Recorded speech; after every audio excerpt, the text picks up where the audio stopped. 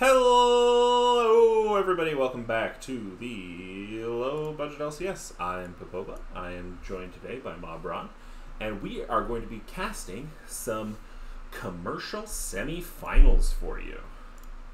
Excited to see this one go through.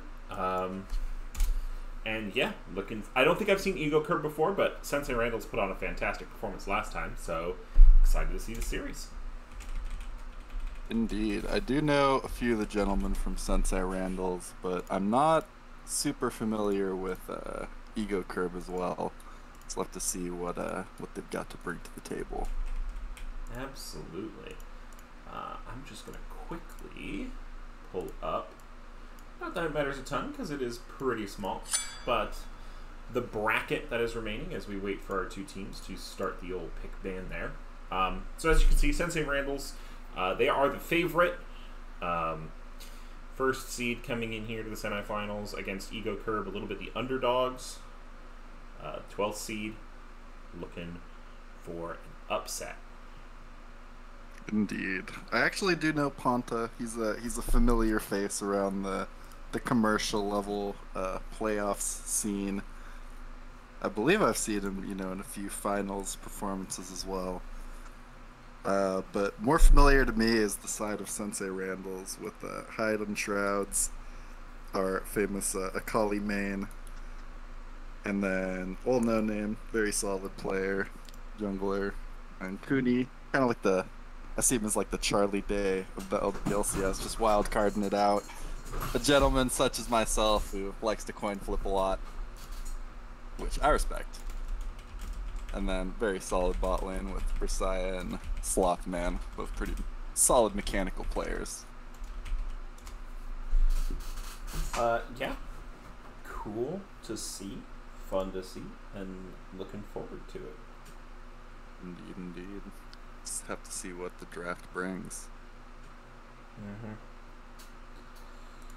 Cool. Good times. Now, I remember the Xayah being picked last time. I'm wondering, have more buffs happened since then? Or are those coming out next week, I think? Oh, I would have to play League of Legends to know that. Well, we do know you have one game coming up. Indeed. We got the finals coming up in the week. Mm-hmm. And I believe, they're asking in the chat, I believe Akshan is playable, right? It's been over 2 weeks from release. Yeah, I would imagine so.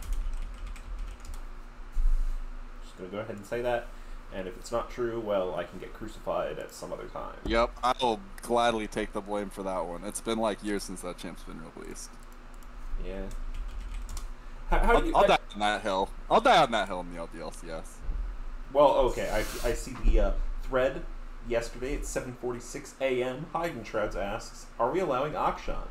Boggleberry Finn, yes. So if anyone's going to die on that hill, it can be Boggle. Alright. Fair enough, fair enough. Well, he's the boss, so no one's dying on any hills today.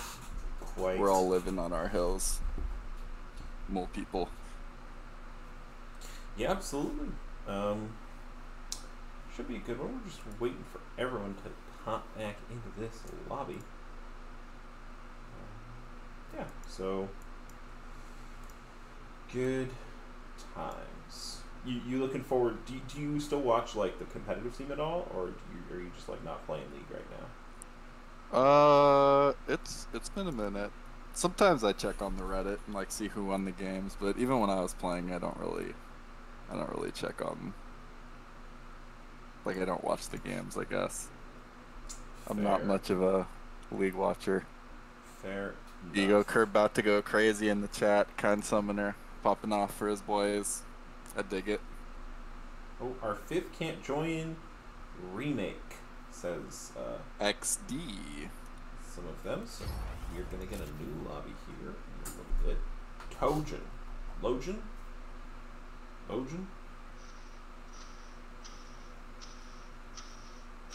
Now, I think I can hear Pokemon Unite sounds in the background there.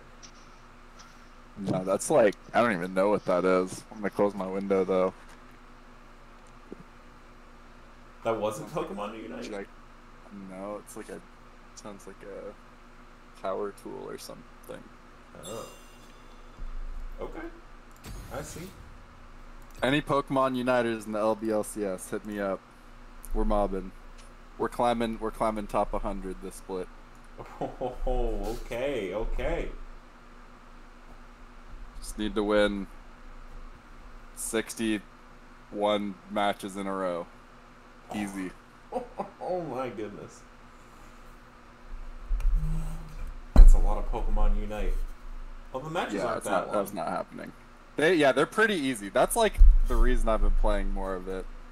And also, it's way easier on the hands. I'm a boomer, so True. if I play League for too long, my hands start hurting. True.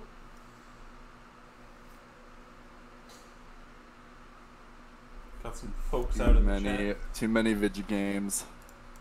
Throwing out the Pog champ, Snake Pog. Pog Snake.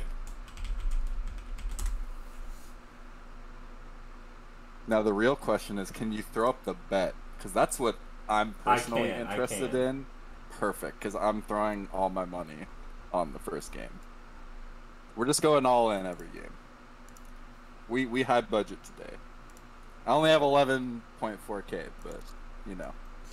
Well, if I join you, we can make that 52K. Oh, all right. Yeah, the reason it's so low is because I think I bet on designated drivers in the split before this, and that's my team. Didn't go super well, but you know, you gotta throw the confidence on. Mm-hmm. To be fair, if I had won, would have been, you know, bank. Yeah, absolutely. Yeah, because I'm streaming with a stream key, it doesn't seem like I can change the name of the stream title, which I always get like, people are always like, change the title, and I'm like, I fucking can't. Okay, I got you. I'm gonna just spam in the chat.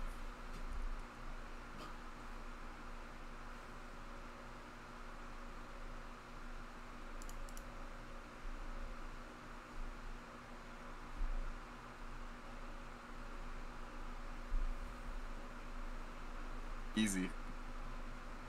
There you go. Spams McGee. Absolutely.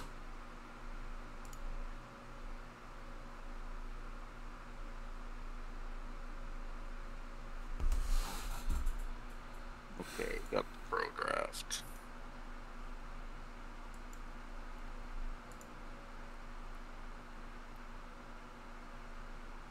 We are R for draft, ladies and gentlemen. We are, in fact, ready for draft. Let us get and this draft show is on. going, so I'm going to put that up on the screen, and we'll see what these teams have scouted out. Yeah, so Ego Curb, Blue Side, starting out with the ban. Nothing yet. Contemplating their choices. Yep, holding that timer down just a little bit. And the Viego ban coming out. Pretty good blind ban. Broken champ. Yes, his nerfs recently have affected him. I feel like his identity has shifted from being someone who can start the fight as to having to wait for others to start the fight. Sensei Randall's banning the Irelia, which is interesting considering they played the Irelia last time I saw them, I'm pretty sure. And then responding with the Leona ban. Don't mind. I mean, if you have a Leona main on the other team, it's fine, but I don't love the Leona blind as much as Nautilus personally. Mm-hmm. If you're gonna go for one of those engaged tanks, because it's a lot worse into Thresh as a counter pick, but maybe their sport just doesn't play it. Maybe. Yone bans a lot of these AD hard carry mid laners getting banned away from the side of Ego Curb. Perhaps that speaks to how they want to play the game. Both the mid laners here are the highest ranked players on their team, so. And then the Akali ban, pretty standard against Hidden Shrouds. I like the Jarvan ban. Jarvan is really disgusting right now. So far in this patch, I've seen him top, mid, jungle, obviously, and I think support. So, really strong flex. Nocturne! Interesting. I haven't seen a Nocturne in a while. Yeah, I'm not sure how he is right now, but he's a flex, which is nice. And the ult is OP. Yeah. I think Like he's a pretty good fives pick. He's less- probably not as OP as he was, but Yeah, he's a little bit less of the flex because of some of the nerfs that came down on him. yeah, I know his passive got nerfed. Sejuani is interesting. Sejuani is interesting, especially since the Yone is banned and the Irelia is also banned. Usually you like to see Sejuani with those sort of hard melee mid carries. Perhaps they have another thought, maybe something. Well, okay, pairs well with Nautilus, so I like that. Yeah, I don't hate that rotation. Definitely like the I mean, I guess their logic is they're picking into the Nocturne, but I don't even think it's that good into the Nocturne. Listen, right? Because I forget. Hang on, I kind of want to go searching for this. I forget where I saw it, but I know in the LBLCS before, I have seen. Arma Xerath rotated out of Ego Curb. Definitely going for more of like a poke comp. Probably Yeah. going to end up using the Nocturne as more of a vision denial tool. Pretty spicy on that one. I can't remember where I saw. I saw AP Sejuani mid at some point. Just gonna say that. That sounds terrible. It worked, but I don't remember who made it work. I don't think it was either of these teams that I saw pull it out. I mean, I feel like you could lane Sejuani, but just build like more greedy tank items on her or something. That's true. The W damage has just been buffed after buffed after buffed after buffed. Okay, so Cinnabon coming down. And Camille. So a lot of these hyper carries, top laners and flex champions getting banned. Mm-hmm. I don't love the Rise with the Sejuani. I think Rise is a strong champion. But, yeah. Mundo getting banned out. So, just no beef tanks in the top lane. Pretty decently strong pick right now. And depending on the champ pool of Ego Curb, they could have, potentially 3 flexes here. Sure. I'm not sure who plays what, though. That's absolutely true. I haven't done enough scouting to be able to comment on that. So I will say, though, of the 2 potential supports on the board, I don't think either of them is that good into Nautilus.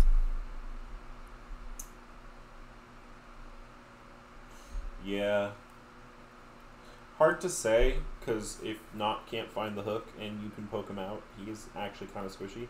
Xayah coming out there for Vertia. We saw them pop off on it last series, so good to see it again. Excited to see it again.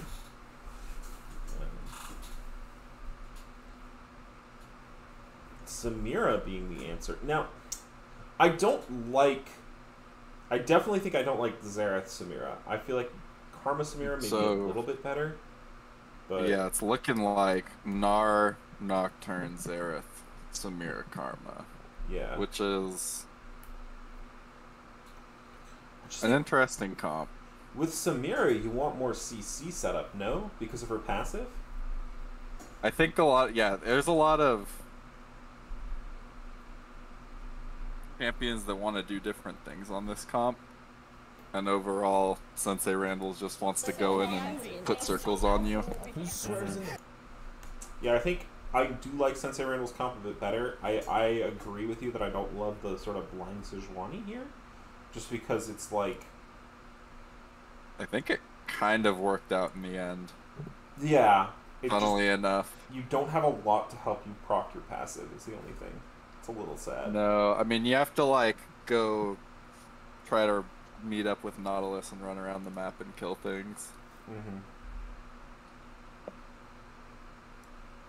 So, you have some good pick targets for your hook. I do like how Ego Curb has functionally 2 spell shields with the Samira and the Nocturne. And then they have a lot of ways to kind of get themselves out of situations. They just don't have a great way to actually start a fight unless Gnar gets a godly engage, whereas Sensei Randalls can kind of start a fight whenever they want. Okay, so Ego Curb is blue side, right? Or am I wrong? Mm-hmm. Yeah, okay, good. I'm just going to do the prediction.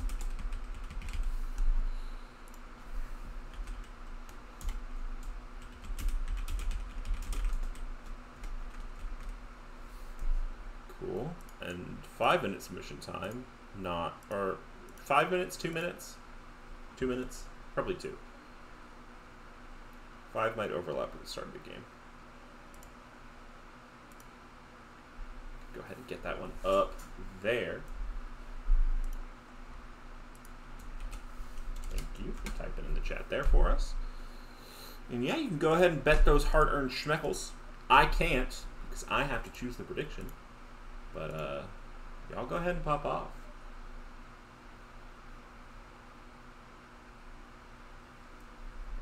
We've seen a lot of love for Logan, the bot laner on the side of Ego Curb, in the chat.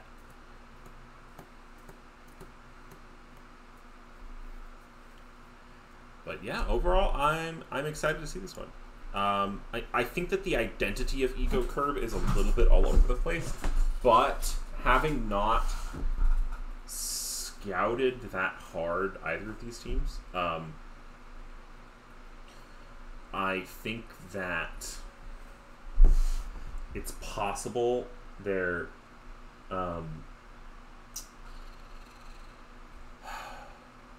comfort. Just like straight comfort across the board, you know? And if that's the case, I would like it a lot more. Yeah, I definitely think it depends. I mean, I guess we have some time. We're having technical difficulties from both teams right now. So I think we can take a minute to look at the players and see if they are on comfort or if these are champions they have games on.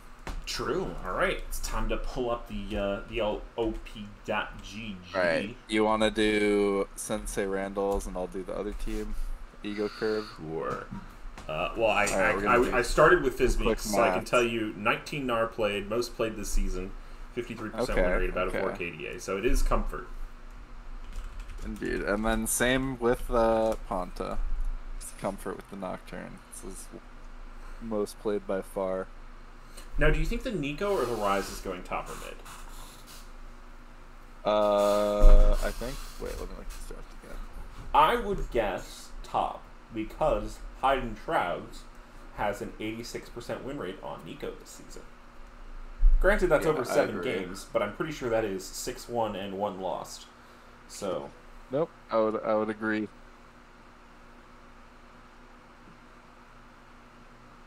Cooney is saying Schmecklegate too. Cooney, I'm offended. I'm gonna Schmeckle your gate, Cooney. Oh, did the prediction close? Oh, the prediction did close. Very sad. Well, if you win the bet... Can you open it up? That's a good question. Let's do another one. Or does that not work? I can do another one.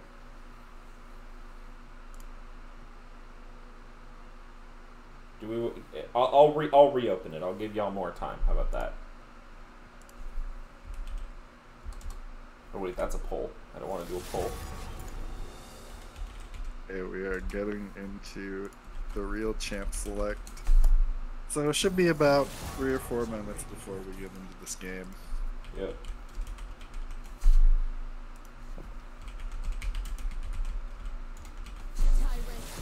Seems all the technical issues have been fixed. These 2 teams are ready to throw down. Yep, and looking like a certified banger here. It is an interesting contrast between the 2 comps. One is kind of more of a poke pick comp that has champions that can clean up kills, and then it's just a death ball. Which comp are you saying is death ball? Ego Curb? Ego Curb has... No, Sensei Randall's. I don't think... Ego Curb as much of a death ball. They have like Well, Nocturne, their, Samira, and Gnar all want to dive pretty aggressively, right? And yeah, Karma they might can be able to empower get. that. But I think if they're 5v5 and they're trying to dive in, it's just not going to work out. Especially if Nico ults up. I'm pretty sure All No Name is just feeling the Sejuani because about an hour ago they had a perfect game on Sejuani. Maybe keep our eyes out because they bought Majai's Soul Stealer that game. Could see some. That's an item you can build. Yeah. Is high value if you aren't dying and are continually getting ahead. Cooney on the rise. Fun. I don't know if we saw Cooney on rise recently, and it doesn't appear to be in a recent match history. I will wait for you to be better.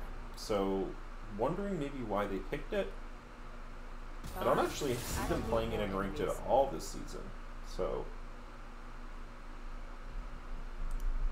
we'll have to see. I know Vertzia likes the Zaya.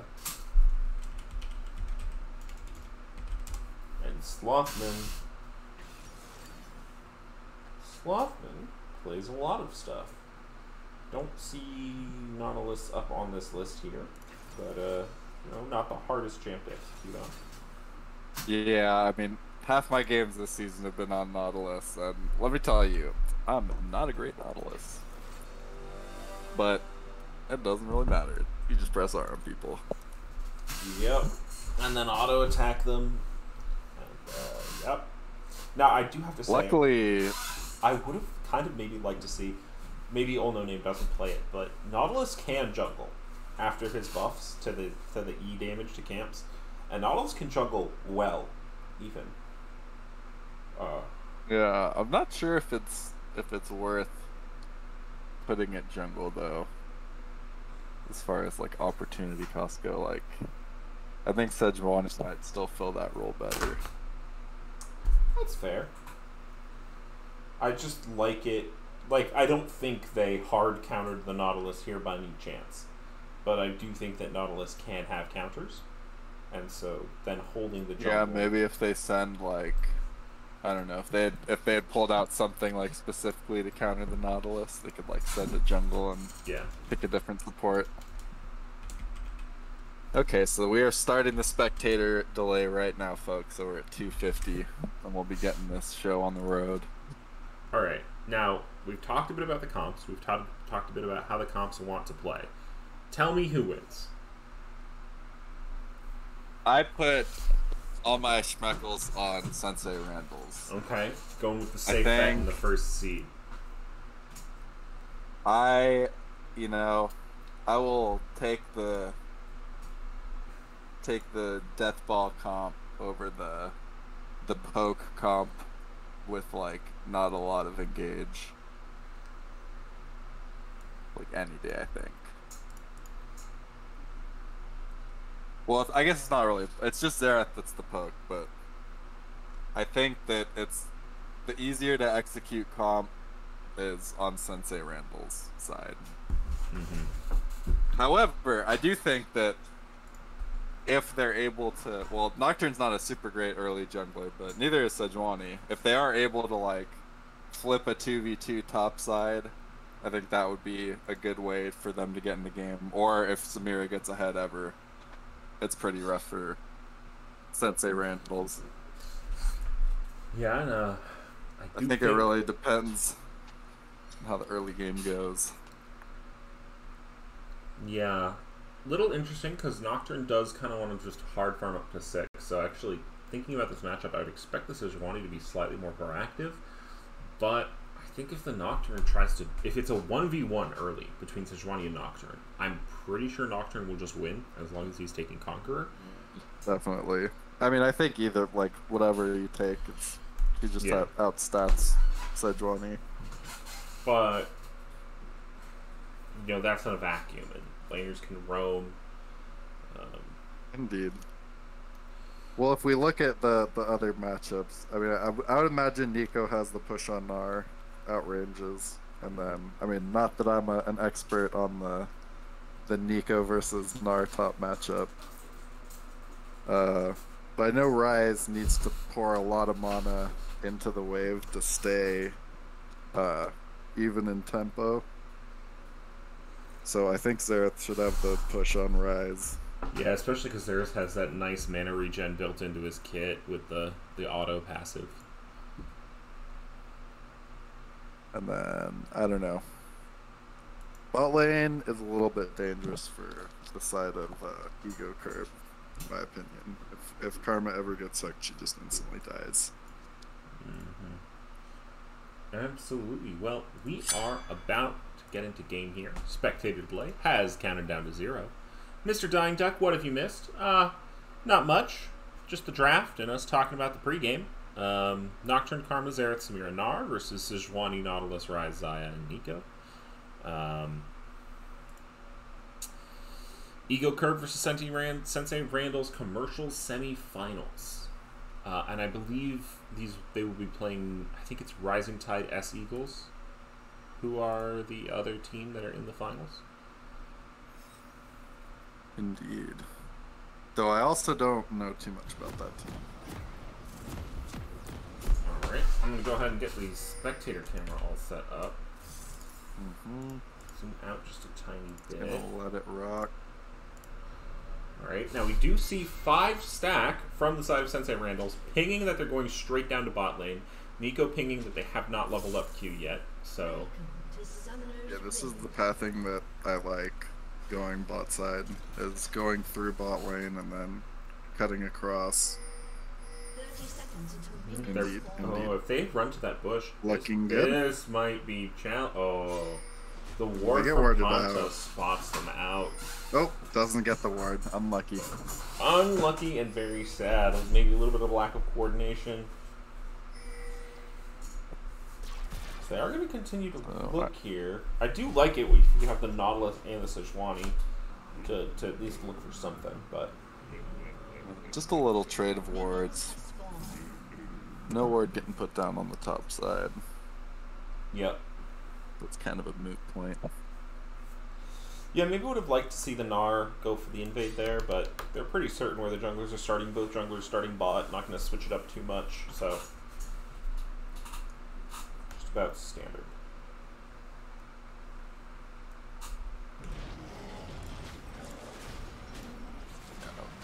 Bot side start from both junglers, so just bot to top. Standard stuff. Breezified HD, who I believe is on the Seagulls, correcting me with my pronunciation of their team name. You don't want to pronounce wrong. Oh! Oh! We've got a Buggle! Let's not call me out. I don't think that's necessary. I'm on my phone in the car. So, Okay. Yeah, how you doing? We're doing pretty good. Welcome. We're just getting into the first game of this series. Yeah, what are the bets? What do you guys got? Who's gonna win? Well, I'm not betting. I got 'cause 12k on 12K on someone? on Sensei Randall's. As Slothman's going in, hang on, he's going to root up first Sativa. blood. Oh, very close. Good root from Nautilus. Karma going to have to burn the flash to get out of that one. Wait, how many schmeckles do you have total? That's it. You bet all your schmeckles in the first game? Well, Yeah. I was telling my co-caster here that I lost all of my schmeckles betting on designated drivers last split, so it's been a slow climb up. But I feel good about this one. I like the comp coming out of red side here, and I know some of the players, so like a good one to bet on. I hope you don't lose all your schmeckles again, I guess. Hey, you know what? At least this time it's only 11k instead of like 60k. True. Alright, boys, have a good cast. I just came in to say hello and then I love you. Right. You Thank have you a for good jumping drive. in. Hard Bugleberry Trout's fan. trading out with Fizmeeks. Both getting Yeah, kind of low. both- Gnar going to pop the passive. Ooh. Yeah, Gnar also tanking the minion. Oh, flash! Oh, flash in, Oh, flash good away. flash. Good respect. Yeah, very good traded flash. Thank you, Zyvia. for being the most recent recurring investor in low budget LCS. We do have a game from the Nocturne in the top lane here. He's gonna get the fear off, maybe, and first blood goes over to Fizzmeeks. Or Fimseeks? Fimseeks? Yeah, Fimseeks. Oh, but here, Xerath might be in trouble. The Nocturne is here, but he is half health. Oh, but Cooney gets stunned, and that is all she wrote. Old No Name is gonna have to run for the hills as this Nocturne's being super proactive. Good flash away. Good respect. So early advantages coming over to the side of Ego Curve, showing the weakness in the red side comp. I think of the kind of early skirmishes. Even though Nocturne is kind of an AFK farm jungler, he is a lot faster around the map than Sejuani early, and that advantage in the mid lane too of Xerath being ranged. Cooney is taking advantage of the lane now. Yep. I think he almost getting the kill there. Yeah, really, really close, and he's going to be forced to back off. Maybe Cooney will be able to crash a wave or two into the turret here. Yeah, I don't think it was the worst as far as tempo goes for the side of Sensei Randall's, but it is a pretty significant little chunk of change going into the pocket of Ego Curb. Yeah, and that Xerath is going to start hitting hard after getting this back off. Going for the Blasting Wand and Dark Seal. Bold? Bold indeed. Is that enough to get... That's not enough to get Lost Chapter, is it? No, because Blasting Wand's so only that 850. is sassy. Because it's 850 plus 350, which means it's only 1200, which is 100 off of Lost Chapter. Oh yeah, you can't really stop for that, I guess. Yeah. I like it. It's very sassy. Someone correct me in chat if my math was wrong, but I think it's good. Yeah, got a little bit of slowing down. Ooh, good empowered Q hitting on the Karma onto Vertia. Because we have Breezified HD coming in saying Vertia is the one to watch. So the Spectator Cam seems to agree with you. Does have a modest CS advantage right now. The wave is pushing towards them, so they are gonna, if they're blast hitting well, have an even more significant CS advantage. There's only 3 on the field for blue side, but they got about 8 to farm now. Yeah, absolutely. So this is a pretty big wave that's stacking into them, but it'll be okay.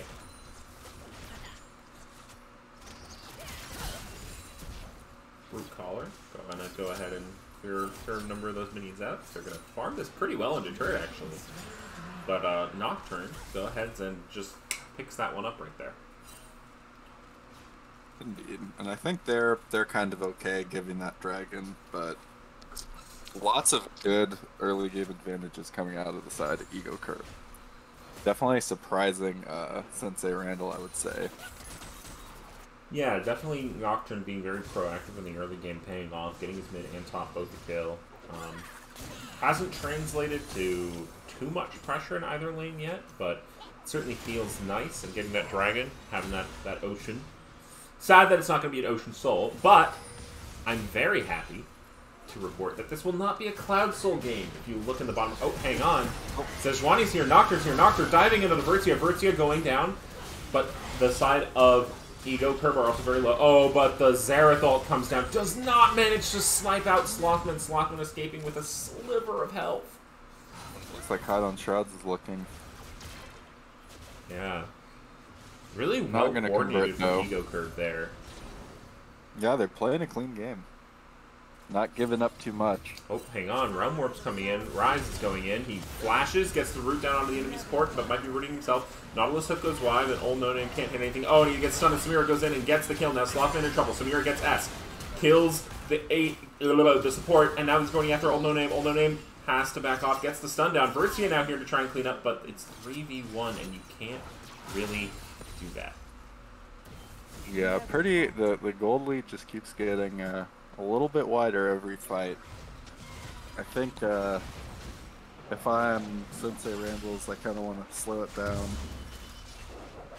and wait until can coordinate a good like TP play maybe. Yeah, I think or, it was just a bit too aggressive from Cooney, realm warping into 3 of them without backup. Oh, and they're going to look to go on Old No Name here. Old No Name trying to clear his but Cooney's on the back end. Old No Name pretty tanky. He's going to walk away, but now they're going to turn on Cooney. But Hiding Shrouds is here as well. He gets feared, but runs away. Now the Gnar might be in trouble. Sejuani, stun does hit. Rise does not manage to get the root down. And now Xerath is here as well. Hiding Shrouds gets stunned up. Half chunked by the Xerath rotation. That's got to feel bad. 2 flashes burned on the side of Ego Curve, so not bad at all. But it depends on whether they're gonna convert on it. Yeah, absolutely. Look, track those flashes. Look for a gank top, maybe. Kind of hard to pressure the Nocturne because he is ahead. Iron Spike Whip feels great here, and he's pinging. He's gonna go bot. He does almost have his ultimate back up, but he doesn't care. He's just gonna walk down here. As the root goes down to Bercia, she's going to have to burn ultimate for that one. Does not root anyone with it. Good dodging out from the side of Ego Curve, and they're just going to be able to walk that one out. Yeah, not bad. Burning the ult on the side of Bercia. But maybe looking to come back when he's got that ult up. Absolutely. Hiding Shrouds looking to do a bit of trading in this top lane here. It's just going to be what it is. And yeah, got a 2k gold lead right now, inside of Ego Curve. And you did say whoever wins early wins the game. So that is true. I will say though, Sensei Randall's doing a great job of picking up that CS. I think it feels like they are winning all their lanes, except they're just losing all the fights, if that makes sense. Hiding Shrouds pulling the wave. Oh, he's going to get a good root down into Fizzmeeks. Fizzmeeks also gets caught by the ultimate as Hiding Shrouds is going to be able to try to chase them down, but the little Gnar Hawk is going to get them out of there safely. Yeah, good looking on the No Fury Gnar. Just wasn't really able to get the burst or the position to follow him up. But just poke him out. Bercia getting poked out pretty hard in this bot lane. Karma doing a good job there. As, Nocturne did pick up Herald there. Yeah, Spectator doesn't tell you when Herald gets picked up, but Nocturne did pick up Herald as he's going to ult in onto Cooney here. Cooney here uses the ultimate. Is going to be able to get out of that one before the Fierce goes down. Very really nice. Well played. That's a really good trade of ults for them. Yeah, I think Nocturne ult's a lot lower of a cooldown, though. That's true, but it's way more important than Rise ult. Oh, no, right now it's 150 and 140 seconds, so about the same. As TP comes in here from Cooney, and they're going to look. Ponta does not get hit, and what, you're trying to... He has a spell shield up, dude! What are you doing? It goes wide anyway. Now they're going to look to posture for this dragon. Yeah, just looking a little bit shaky right now. From the side of Sensei Randalls. Slothman taking still getting their footing. Yeah. Ego Curve playing it very clean though. Neither top laner has TP, so they can't come to this, but it looks like both teams are just going to say, we don't really want the dragon. Oh, so sad. Trying to give the blue buff over to Rise. Rise misses his Q. No Sejuani ult here, but she's just going to be able to sit in the bush, wait for this one. Xerath is parallel recalling out of vision. Yeah, this is not the HP values you want to be looking for. Okay, they go in. Flash goes in. Sativa Snack gonna have to flash out of that one. Oh. However, Serathol is gonna tag Slothman down. That is gonna be 1-0 as Herald also is down to the bot lane and is in 2v4. Now, Rise is hitting the mid turret, but I don't think you're getting as much value as a Herald. Chomping off those plates. Gold lean ballooning now to 3k gold in the side of Ego Curve's favor. Yeah, about to be more. I think they're going to pick up the turret and then are gonna get plates in the mid lane off of the rise. Yeah, well, no Trying name. to stem you that a bit. Trying to do something, but you're Sejuani. You don't do that much damage. First turret goes down, and now we're at a 4k gold lead for the side of Ego Curve. Indeed. And I do really like this from Ponta. He's sacrificed, you know, that the normal AFK farm pattern, recognizing that he clears faster than Sejuani, and he was just able to be where he needed to be first in the early game, and it really put his team ahead. Yeah, absolutely. Big props to Ponta. As the Gnar is engaging now into Hidden Shrouds. Hidden Shrouds getting stunned up. Gnar ulting them back. They are going to go down. Oh, Nico Ult goes wide. And now the Gnar is going to have probably free reign over this turret for a little bit. Oh, but a good clear out of the wave. Oh! And Sensei Randall's managed to pick up a Drake. That feels pretty good. Indeed. So we're going to be looking at an Infernal Soul. Oh, ho, ho, ho. Delaying that clock by a bit. It's gonna be a good one. I always love it when it's Infernal and Ocean, I think, are my favorites. And then Mountain and then Cloud.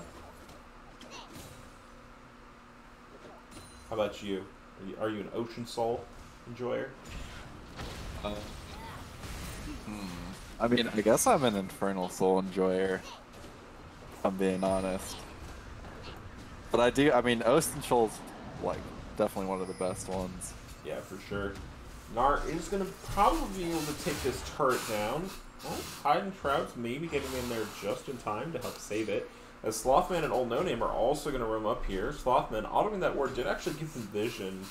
So it looks like they didn't want to fight. Just letting them know, hey, we're here. Don't go further. Oh, Nocturnal going in on Cooney. Cooney walking out, does not have the Rise ult, does get feared, but is underneath the turret. Gets the route down into Ponta, and Ponta now might be in trouble as Rise is hitting his Qs.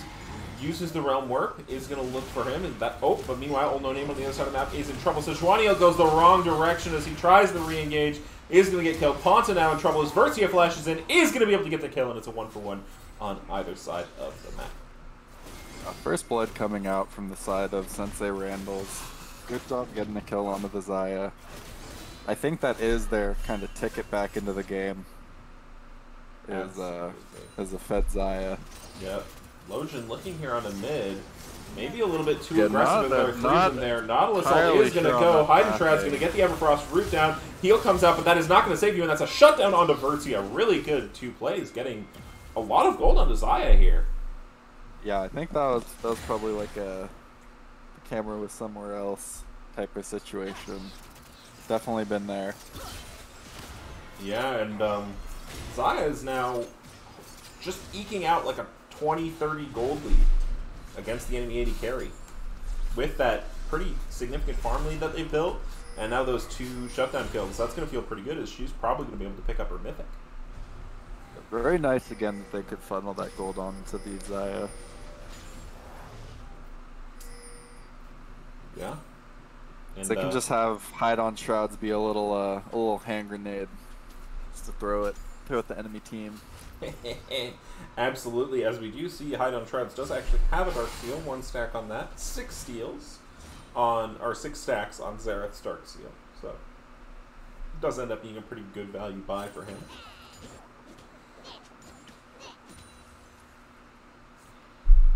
As Gnar is probably just going to go ahead and pick up this top turret. Red team's turret has been destroyed. 4K, still the gold lead here. 1 minute 52 till the dragon spawns up. Herald is on the map, so we could perhaps see fighting over either of those. As Vision is just being traded in the mid lane. Slothman not taking a whole lot of damage from Lojin. This is just a bit... One side. Ponta going in. Old No Name and Cooney there to respond, so is Slothman, but now 4 members of the side of Ego Gerber here, and maybe they want to get out of there because Vertia, their 1 member with gold on them, is not available. Yeah, Karma empowered E kind of just able to negate any looks from Sensei Randall's there. Yeah, we do see They're looking for the Vertia walking up as Cooney is going to get half health by the Xerath rotation. We've seen this one before. Oh, Heightened Shrouds hits an excellent Everfrost and gets a 2-man ult. Absolutely massive for the side of Sensei Randall's as Cooney is finally here, but a good Gnar re-engage has things looking dicey for them. Old No Name desperately trying to get out here as Samir is going to be able to go back in, but gets rooted up by Heidenshrouds. Heidenshrouds being an absolute hero as Vertzia tries to get the damage down. Is going to have to burn the ult. Can't get on the right side of Gnar. Is just going to get burned out. Oh, Root Collar gets them really low, but Cooney is stunned. Cooney doesn't manage to get it just in time. Heidenshrouds is now 1 versus 2. Yeah, so 4 for 2 all in all. They did stop the Rift Herald. Not the best trade of kills, but still getting kills back. Yeah, it looked really good. Heidenshrouds almost getting a 3-man ultimate, just barely missing one of them, I believe. But some really crucial roots throughout that fight. Really well played from the Nico. Definitely. And the thing that you have to factor in about these type of situations is when you have a team fight like that with the enemy team when you're behind, and you burn everything and they burn everything, it kind of gives you a little pocket to catch up. If you don't lose too much off of that play, as they did there, they are going to lose the dragon on the crackback, but other than that, they're not losing a lot of gold or tempo. So it's not, I mean, not great, but not the worst trade in history. I'm also definitely not biased because I have Knuckles on this. Oh, I'm sure not. I'm sure there's no way. Whatever. Why would that make me biased? I don't know. Why would that change my frame of mind? You think I'm a bias caster? Of course not. Yeah, looking a little sad for Sensei Randall's. They have actually, the gold lead has closed a little bit. It's now like 3,800 as opposed to a pure 4K. It is still very much a winnable game. They have been keeping up in CS. They're ahead in most roles. I mean, I think 112 to 120 in that jungle matchup is, pretty negligible. It's not ahead, but yeah, you're expected to be behind in CS. Yeah. But that 3-0 and 4-0 solo laner is looking a little bit scary. Just a little bit, although I will say, for the Xerath, one good Chain Bola. This is a best of 3 systematical. One good Chain Bola, one good Engage, a good Root Collar. Oh, Heidenshrouds. Oh, that was the fake Nico. I was baited there. Yeah. Xerath, not a lot of escape potential. He's got his E if you go in on him, but if he uses his E offensively and you can re-engage, is a pretty vulnerable champ. Indeed. It does have. It really depends on whether they can catch him in a situation where he's isolated or whether he's kind of with his team. Because if he is with the team and he has that Nocturne engaging here on the Nocturne. Vertzia burning the ult, getting the Root Collar down, rooting out too. But isn't going to matter a ton. The Slothman is going to go down, going to give their life. Oh, that's a pretty good Chain Bola from over the wall. Cooney in trouble now. Root Collar getting the Samira locked down over the wall is going to fall as well. And that is 2 for 2. It is. Good trade of kills coming over from the side of Sensei Randall's. A little bit. Oh, well, maybe we're looking at a re-engage here. Oh, yep. Gnar going to do a little bit, but Olnone does have the Q to just run out of there. Nico pretending to be the low health Nautilus.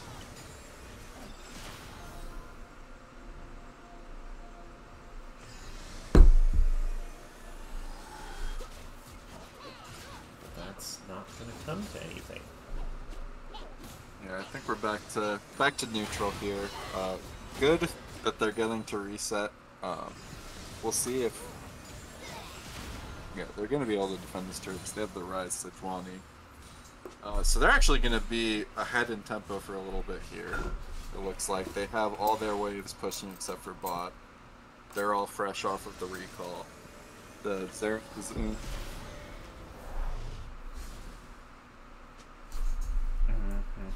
But he does have that teleport in case something does go awry, so not the end of the world there.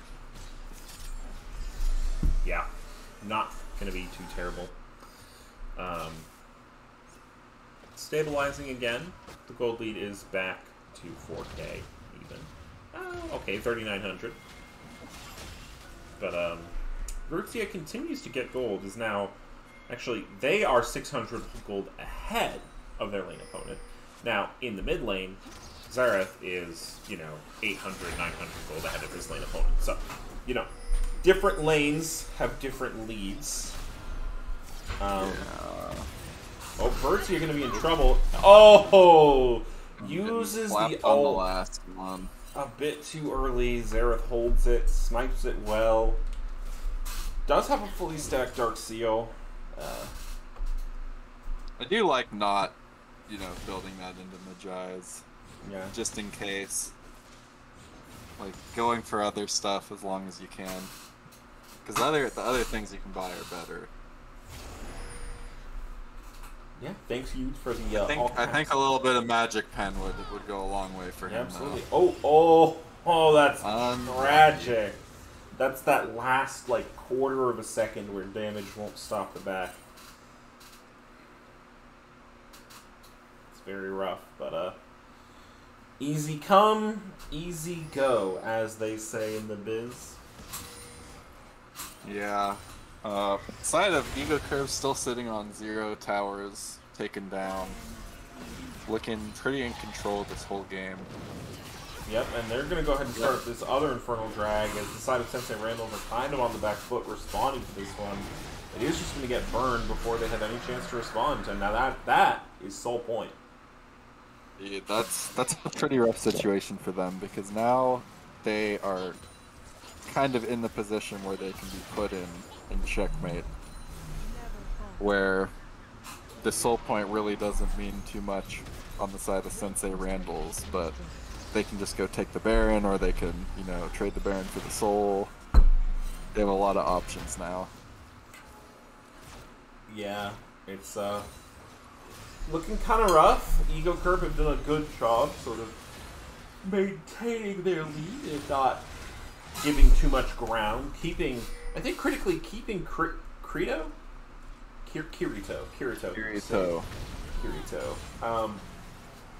He's done a good job staying away from trouble, taking up kills with his long-range spells. Does have a death cap already.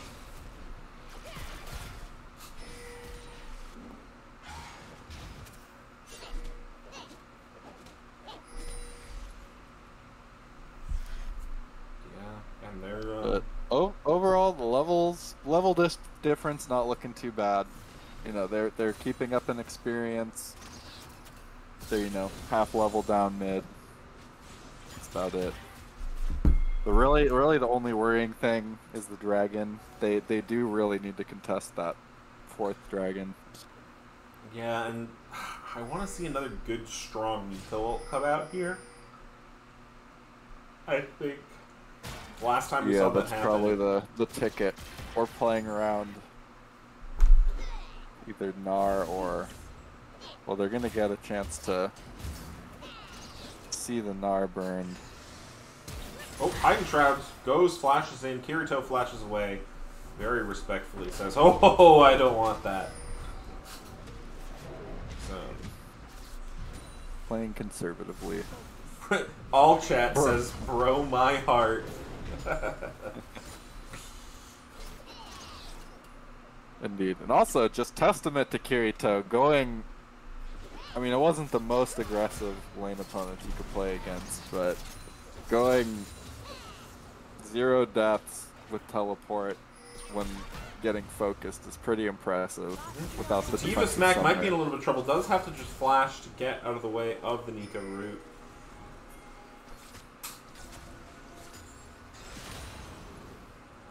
And a couple of good flash burns in favor of Sensei Randalls.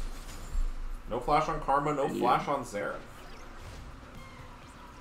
Yeah, we'll see if they can convert it on the Xerath. That would be the big shutdown to kind of try to look for them. It's almost like a mini objective.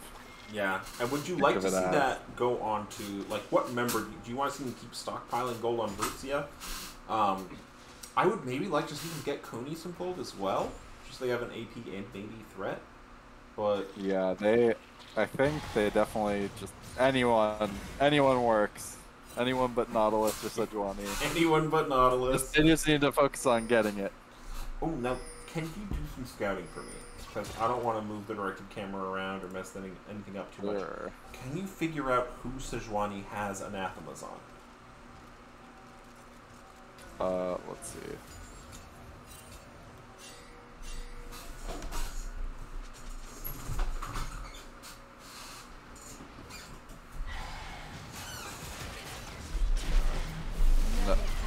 No. It would be on the enemy champion, right? Yeah. Uh, No one is an answer. about that. Got it. Now, Baron is going to get started up. Doesn't seem like Sensei Randall's have a good idea of this, as they're going to be getting vision around the dragon. But I think Ego Curve might have enough time to get this and back. They have no idea. Oh, no, Anathemas is on Xerath. Okay, maybe just on my end, I can't see it. Okay. I do kind of like the Anathemas on Xerath, because you do get... That would be who I would have it on. Yeah. It's just hard to get your CC there. Oh, Sativa Smack might be in trouble. Chain Bola goes out, isn't get stunned, knocked up. Good look, and Realm Warp comes in. There's two more of them, but Slothman gets the kill. That's the one person. Oh, flash in from Slothman, though. Does get an excellent root onto the Xerath, and that is a shutdown. That's my boy. A man after my own heart. Supports deserve all the kills. Well, we do have a quite fed Nautilus now. Still 300 gold behind the Karma, but doing quite well for themselves. As Need to be able to frontline effectively. How are the carries going to do damage if Nautilus can't tank? You know, that's what I say whenever I'm playing a tank and someone takes my camps. I'm like, how am I supposed to tank for you if I don't have any health? Right? I mean, come on. But yeah, a really good look from Sensei Randall's there, getting 2 picks in a row, allowing them to get that Drake, denying the soul, getting some more stats for themselves, giving them time for this Rise to scale, for this Nico to get stronger, for this Xayah to get stronger. Xayah's on 2 items, Rise has a full Seraph, and he's going to fight a little bit here. Old No Name is on the flank. That ward dies just now, but Gnar is going to be a little bit respectful. Gotta be a little careful here. Respect the Baron, but overall, you know, getting that dragon, stopping the soul point, stymieing the gold disadvantage a little bit. It's been at 5k for a while now. Yeah. Still cleanly in No Name. Ego Curve's control, but Chain Bola is here. His Nocturnal is going in, down on. Ult comes out, but gets spell shielded away, and that's so much damage coming out from the Xerath. Meanwhile, they're engaging in the mid lane because they do see 2 top. Cooney and Vertia going behind them. Sativa Smack might have been... Oh, Cooney goes on to see here, gets a good root down, and Vertia gets that kill. You love to see it. A little bit of a split engage on the Gnar. But, yeah, good look from the Cooney there. Now Gnar has Mega, goes in, gets the stun. Oh, great Zanyos from Cooney. Slothman is going to take the brunt of the Gnar's abuse. Cooney's going to have to try and run up, but Samira goes in and takes him down. Slothman tries to go back in. He's going to get stunned up by the Gnar.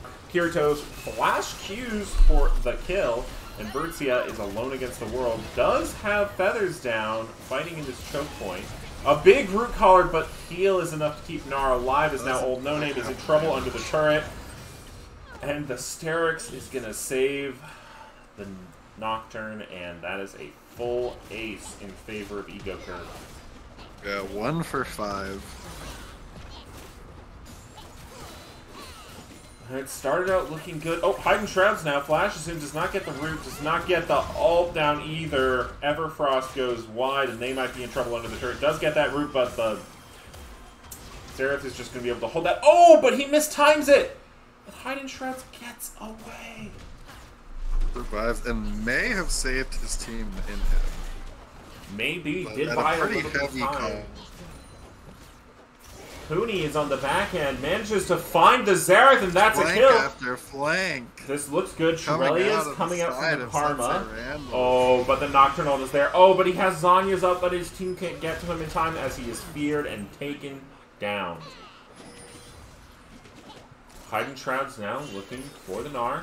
Does not find the root as Sativa Smack and the Samira Lojin are going to be on the back line. Gnar is going to be able to pick up this red buff because they're going to have to concede it.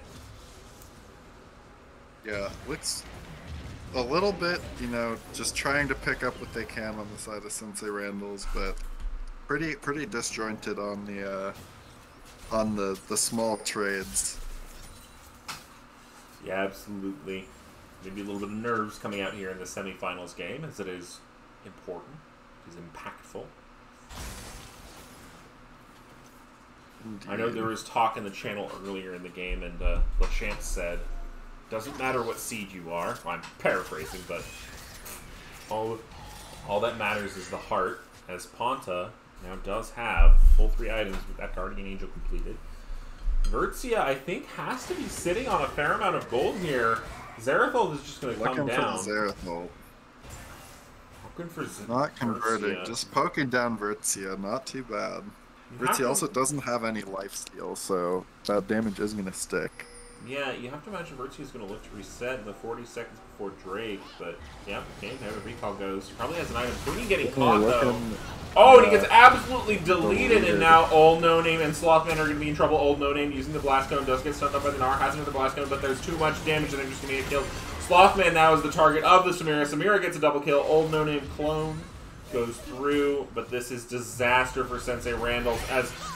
Oh, Nocturne still at ult. Root Caller goes out, but does not land. Fear is going to be able to hit on the Xayah. Ponta Starrett's Gauge pops. Does still have that Guardian Angel, so even if you kill him, he will come back. Hydrant Shroud gets a decent root, but oh, the Xerath damage is just too much! And they might just look to end the game here. Yeah, Xayah back to get IE, but then the entire team got caught. Xayah has to look to clear this wave, has to look to do a hero play, but half of her health is just gone in 1Q, and 2 abilities, and Xerath one-shots the Xayah, and that is going to be GG. Goodbye to your Schmeckles, Mobron, and game 1 goes over to Ego Curve. Goodbye, sweet Schmeckles. Goodbye, sweet Schmeckles. We hardly knew you. Indeed. How true that is.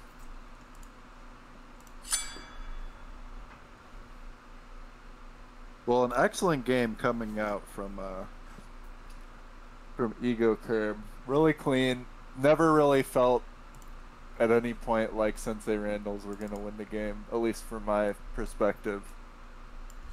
It almost felt like they could win the game up until that last fight, but definitely cleanly in the driver's seat for the whole game. Yeah, it was pretty clean. Pretty clean. Gonna update the score, gonna finish the prediction. Sensei Randall's had a lot of Schmeckles on them, but Ego Curb come out with the W. Whew.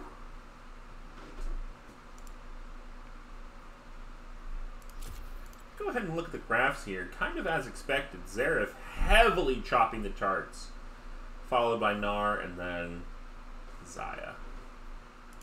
Yeah, I mean the gold charts tell the story.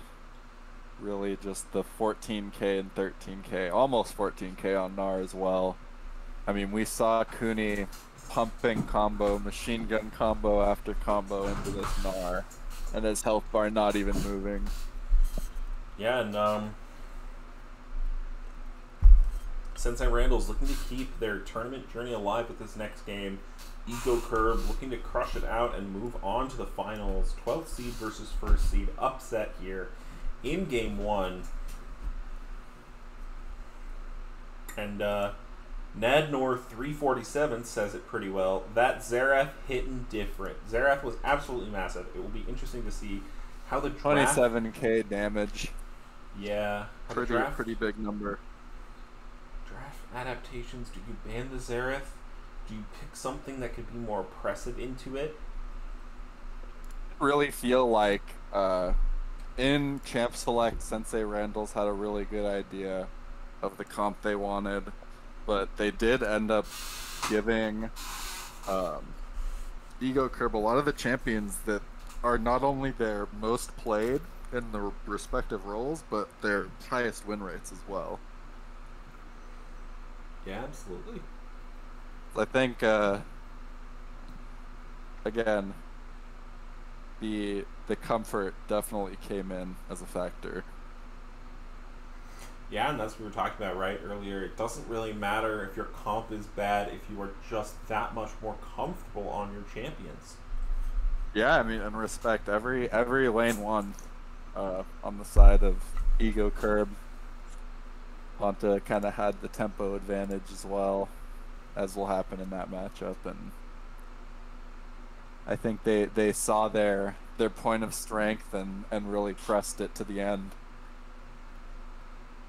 Yeah, absolutely. Now, Mobron, I do actually want to tell you something that you may find exciting. You remember how I said I was going to redo the prediction? Mm-hmm. And I did that? I don't think you ever voted again. I think you've still got your schmeckles. Oh, I was... All right, then. Let's go.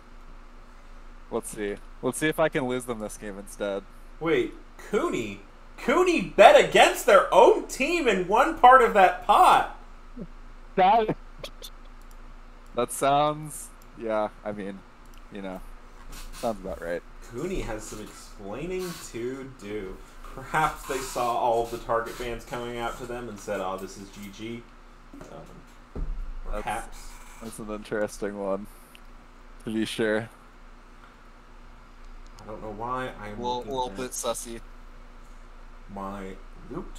Y'all don't need to see that. Y'all don't want to see that. It's just pure instinct. As, we're going to wait to get another... for that. Yeah, waiting for that invite. Yeah. Now, I know that I'm going to play Clash tonight. I am tier 1, so it won't be until, 2 more hours, but we could have 2 more games, so... Yeah, I mean, I was planning on trying to find Clash, but...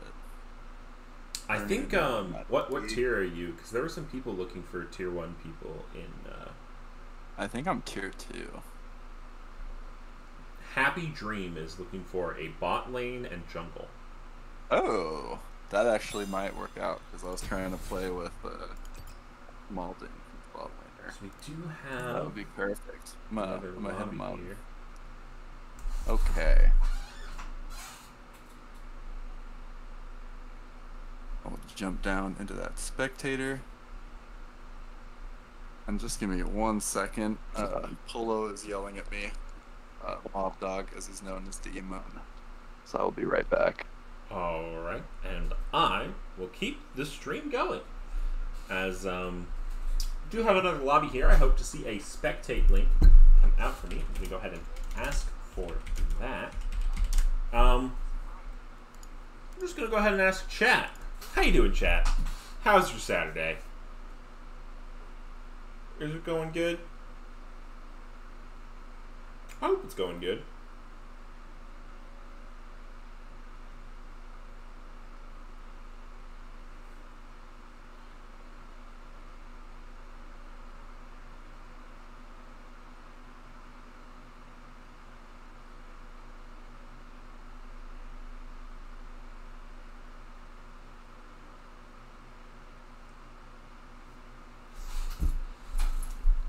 Team Swiggins, Wildfire Gaming. Wildfire Gaming saying, we'll take the next 2, no problem. Wildfire Gaming, are you on Sensei Randall's?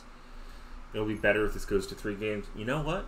As long as it doesn't encroach on draft time, I agree. As now, we are going to have a different draft tool out here for game 2. I am back. We're switching the draft tool. True. Yep. Switching up the draft tools. I am going to have to just go ahead and adjust everything here. So, give me a second. I'm gonna try and make it as visible as possible while fitting our screen. Okay, there we go. I'm adaptable. I understand that the drafting tools, sometimes people like different ones. You know what? It's all good. It is all good. Looks like Ego Curb does have blue side again. Sushi Man, I recognize that name. Slim just wants 3 games to get that juicy scouting info. I see a member of the Seagulls. Good to see y'all in chat. Happy to see you keeping up with your league, with your bracket. And, yeah, you know, getting that scouting info is nice. It is good.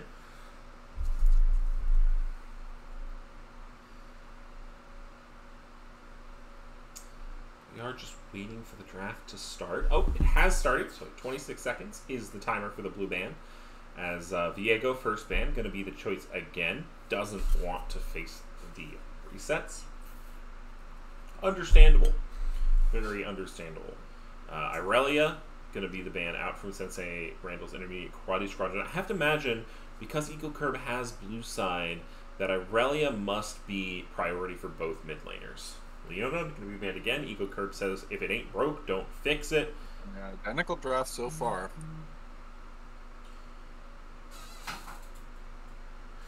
Yeah. Are these sides?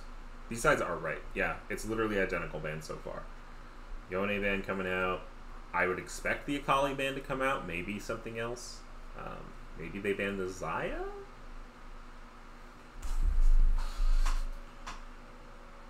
Opting for the Akali ban still. And the Nocturne is a change. Yeah, Nocturne ban is good.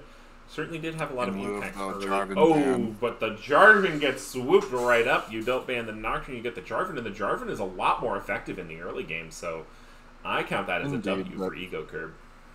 Possibly. It's a little bit less comfort, but still a comfort champ for Ponta. Yeah, absolutely. Wait to see what Sensei Randall respond with. Scion being hovered is locked in, so that is likely top laner, although I've seen some spicy Scion jungle before, so I wouldn't count that one out. I think that actually, all no name. I can't always keep players straight. Okay, gonna lock down the Nautilus as well. I think that might be Scion jungle. That'll be interesting. I like this as a blind a little more than the Sejuani. Though I would have drafted the jungle there knowing the Jarvan. Yep. And Xerath gonna be the response again, so liking that one a fair bit. Yes, All No Name has played Scion Jungle before. They played it in their last series. They played both games in their last series. They won both games in their last series. As Akshan gonna be go ahead and grouped up. Now, given who was asking questions, just a little bit of meta-analysis. Could be Akshan top, because I know Hyden Shrouds was talking about it. Could be Akshan ADC, could be Akshan mid. Karma getting banned out, they thought that was a problem from the last draft, so adapting the second rotation there just a little bit. Yeah, I would say at this stage in the draft, you probably don't want to be playing Akshan into Camille. Sounds a little sketchy. I'm not really sure where it would be best here, but the Xerath coming back out, hoping to do a repeat performance. Yeah, Ego Curb gonna go ahead and ban out the Nico. Was a strong performance on it from Hyden Shroud, so very nice to see that one getting banned away in the adaptation. Samira ban. Okay, just banning out what they were picking up last time. I think Jarvan Camille's really strong, though. A lot of single target lockdown. As Senna is the final ban out of the side of Ego Curb, which I like. Senna Scion is very strong, but I'm pretty certain that that would not be sent support ever. I'm pretty sure it's just a jungle.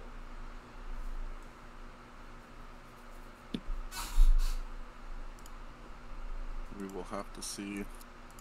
I mean, I think it has to be. We know the Nautilus is support. Yep, Mordekaiser gets locked That in. definitely makes it look like a jungle Scion, like you were saying. I've got the inside info.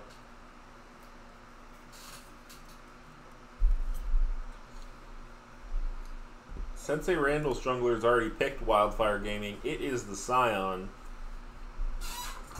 So perhaps not the aggressive jungler that you are saying they need to draft, but is there. Their final pick. Kaisa Morgana coming out for the bot lane. A lot of safety there. An interesting lane. Does depend. It seems okay if the Akshan ends up bot lane. And Seraphine, yes, Seraphine in this locked case. in, so probably Akshan bot. Could be Nautilus Seraphine I mean, it bot, could still be, indeed. but I am probably Akshan Nautilus bot, probably Seraphine mid.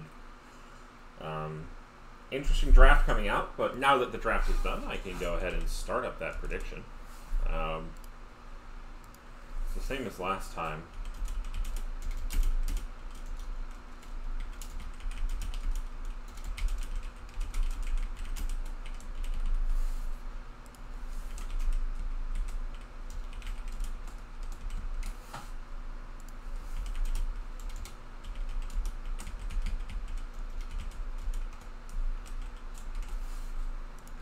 Make sure that's a 5-minute submission period. And now you can go ahead and bet all your speckles. Barista analyst input. I'm very scared of Jarvan Camille, especially with how strong Jarvan is right now. Giving the Xerath again without what seems like too strong of something that's going to pressure him seems a bit iffy to me. Perhaps they're looking to get kills through the bot lane. You know, you do have the Akshan who is more mobile, but having the Akshan in the AD carry role, because of his stealth and that being part of his kit, part of his strength, you kind of want him to be able to roam, so perhaps bot is going to look to roam, but Nautilus can't really hold bot by himself. If you had a damage support, maybe, so it's just a little off. I think Ego Curve takes the second one, especially after that last game, but I would be happy to be proved wrong. I don't know, Mobron, if you have any thoughts on this. I mean, I personally think that Ego Curb came out with the better comp, but I mean, I do think that if they can unlock the Akshan and kind of get him on the map like he's supposed to, be kind of like an Evelyn type champion, then they might be able to get ahead and start to snowball the map.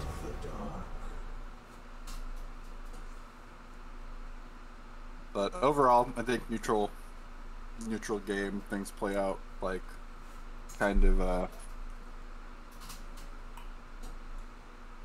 normal. Well, I think yeah, Wildfire Gaming has a really good point that the Nautilus has a really good potential to roam, though I think they kind of had a good chance last game too and didn't seem super inclined to roaming.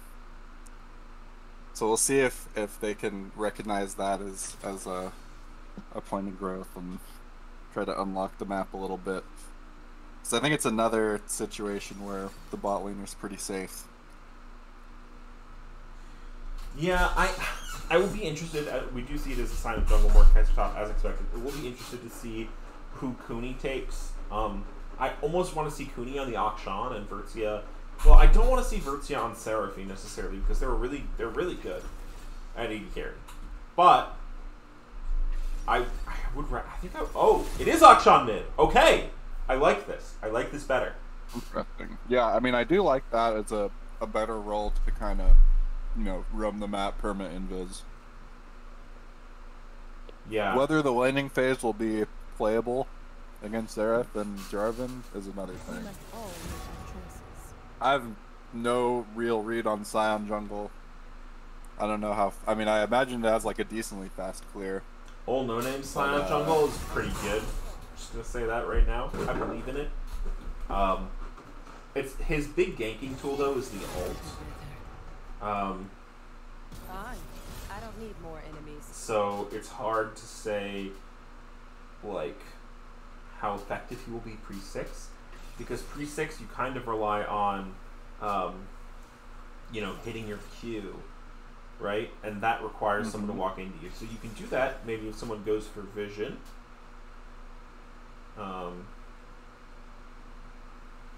But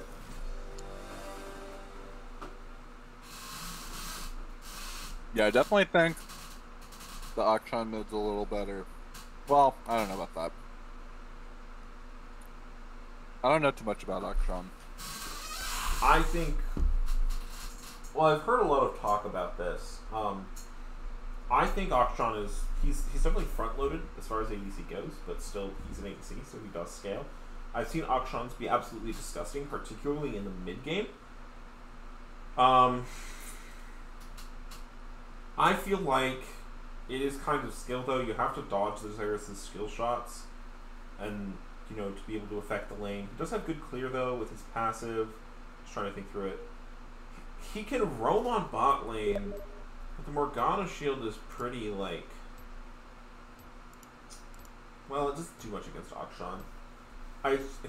It's a hard game for Sensei Randalls. I like the Akshan mid, but also I don't think you want to gank top, right? And Jarvan ult, like Jarvan against Akshan is really hard for Akshan. Jarvan has a lot of ways of stopping your rope swing. He's got his ult, which stops your main source of escape unless you have flash. Yeah, I think a lot of this game again is going to be predicated on Ponta's ability to you know, switch the tempo of the game. Yeah, I do think that. I think overall, Sensei Randall's scale better in this game with the Scion. So it's hard because I think Akshan does not scale as well as Kaisa, right? And I think Xerath also scales quite well, but Scion and Mordekaiser and Seraphine all scale very well. Seraphine will put out a lot of damage if you give her more AP. So yeah, the W is very OP too. Yeah, very strong, but it will be interesting to see where Sensei Randalls are able to get their leads if they are, because I think. Well, do you know any top lane matchups? How's Mordekaiser into Camille? I mean, Mordekaiser's kind of like a black hole as far as matchups. He kind of just AFKs and he's hard to punish, but Camille's a very strong laner, so we'll see. So Mordekaiser looks like, I'm just looking at some stats for the matchup. It looks like Mordekaiser, so 50.2% win rate on average into Camille, so perhaps it's slightly Mordekaiser favored. But at the same time, it looks like Mordekaiser averages about 500 gold difference at 15, so maybe Mordekaiser wins it early. Which I feel like I mean, Mordekaiser has a really, that really OP shield. Yeah. So I don't think Camille could really get on him. Camille has shields of her own though.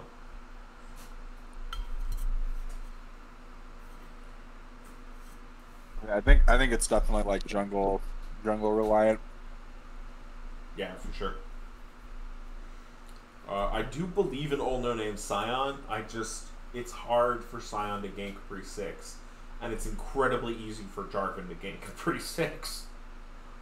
Jarvan wants to take his first camp and then just start, right? Like, level 2, level 3, level 4. Just throwing that EQ out often as possible, as many lanes as possible. Yeah, we'll see what happens from the Scion jungle. I'll be interested to see how it performs. I'm not sold personally, but we'll see if Old No Name can prove me wrong. I'm a believer. His scoreline last time was 1-0-14 and then 3-3-12. So nice. It's pretty good. It's nice because it's very supportive.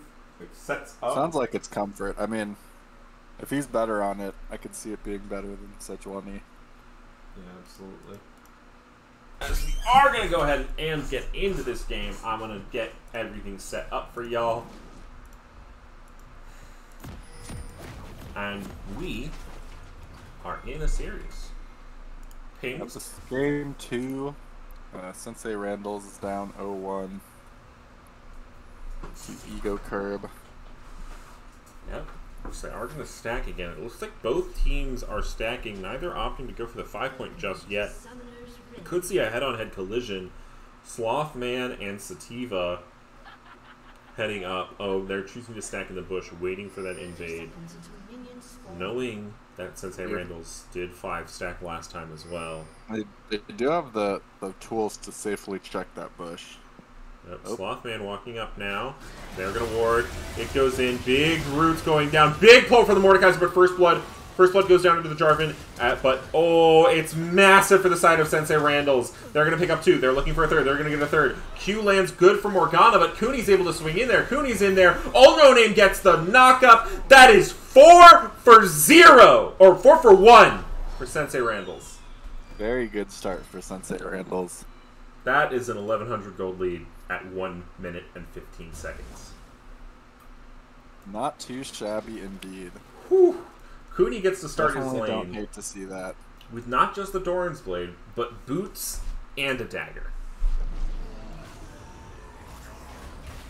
Try to keep it low budget, says Hidden Shroud.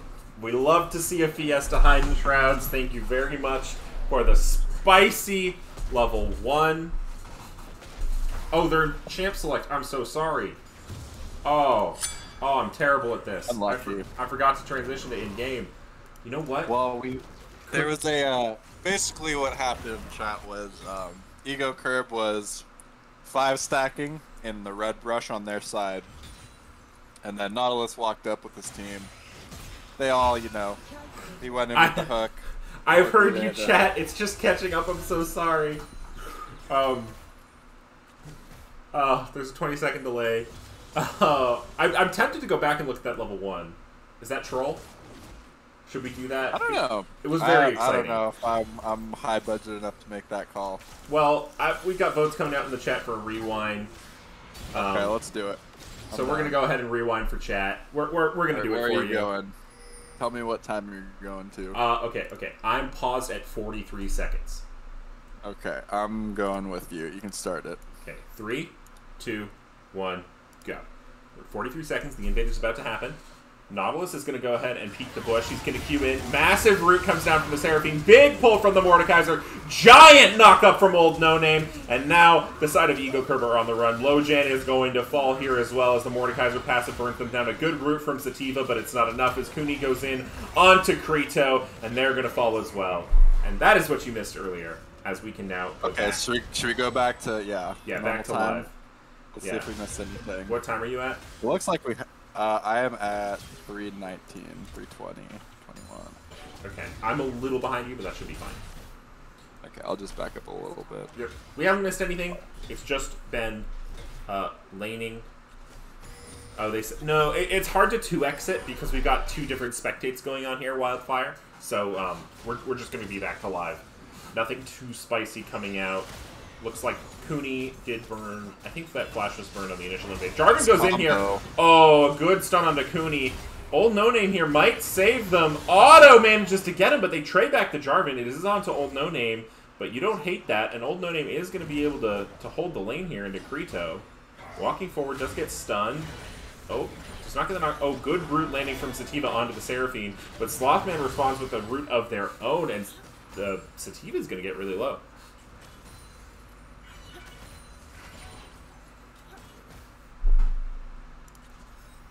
Let's see. So, pretty big farm advantage coming out from the Scion right now. He did get a little bit of lane experience, but NCS advantage. Yeah, and I mean, if we just look at KDA, And 203, Akshan Cooney, as well. oh, Cooney going in deep under turret. Oh, Ignite, and you are going to die, but now the Jarvan is here, going to fight. Old No Name kind of cut off, but the swing is going to be good, and Cooney just gets away with that one.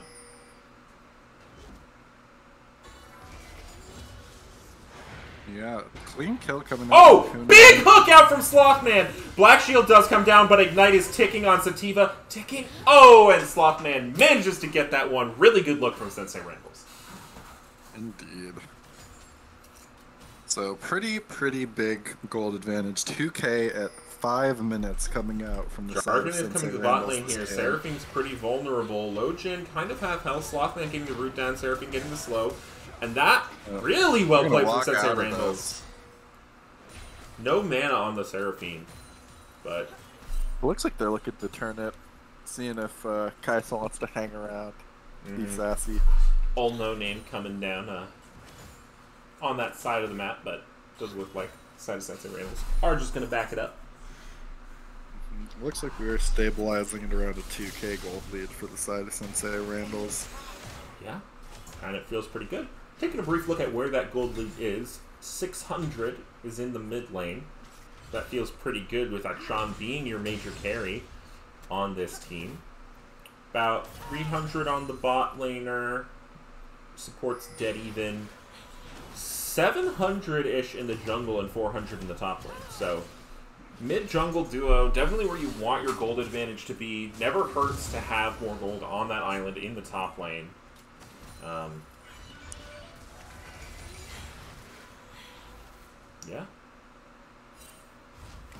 Feels Yeah, good. they're just hanging out right now. It's going to be interesting to see if Kuni can kind of take over the map. start running Slothman around. gets a root onto Sativa's smack. Sativa is going to be able to walk out of that one with the black shield, as Kuni, I don't think got spotted out there. Jarvan in the No. bush there, but that's a 2v1. Is going to get a good knock-up down. Oh, but the Xerath comes out as Kuni is going to have to flash up the wall. Ponta getting low. Ponta getting slain by Kuni. As Xerath gets ulted on by Ul No Name, that is the jungle Scion for you. Ignite goes down to the Slothman, but he's able to flash over the wall. And that is 2-0 in favor of Sensei Randalls. Oh yeah, just a little bit ahead of the play. Being able to catch Xerath on the back line after that ulti, really nicely played. Yeah, and Kuni's going to have quite the gold lead, a bit of a CS lead as well, as they have they brought the fight to this Xerath. They're not letting him get away with got away with last game.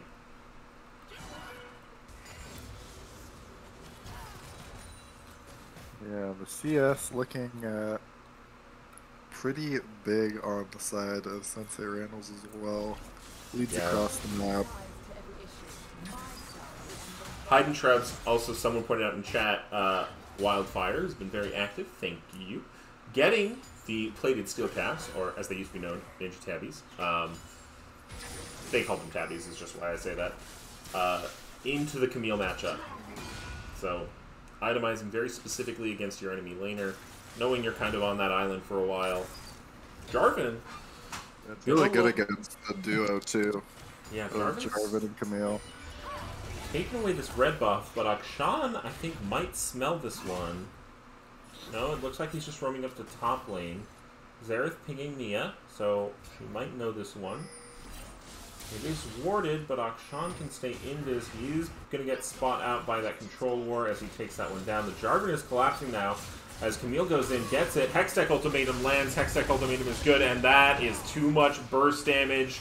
That is what you want to see, but now Hayden Shroud's going in onto Ponta. Ponta getting really low.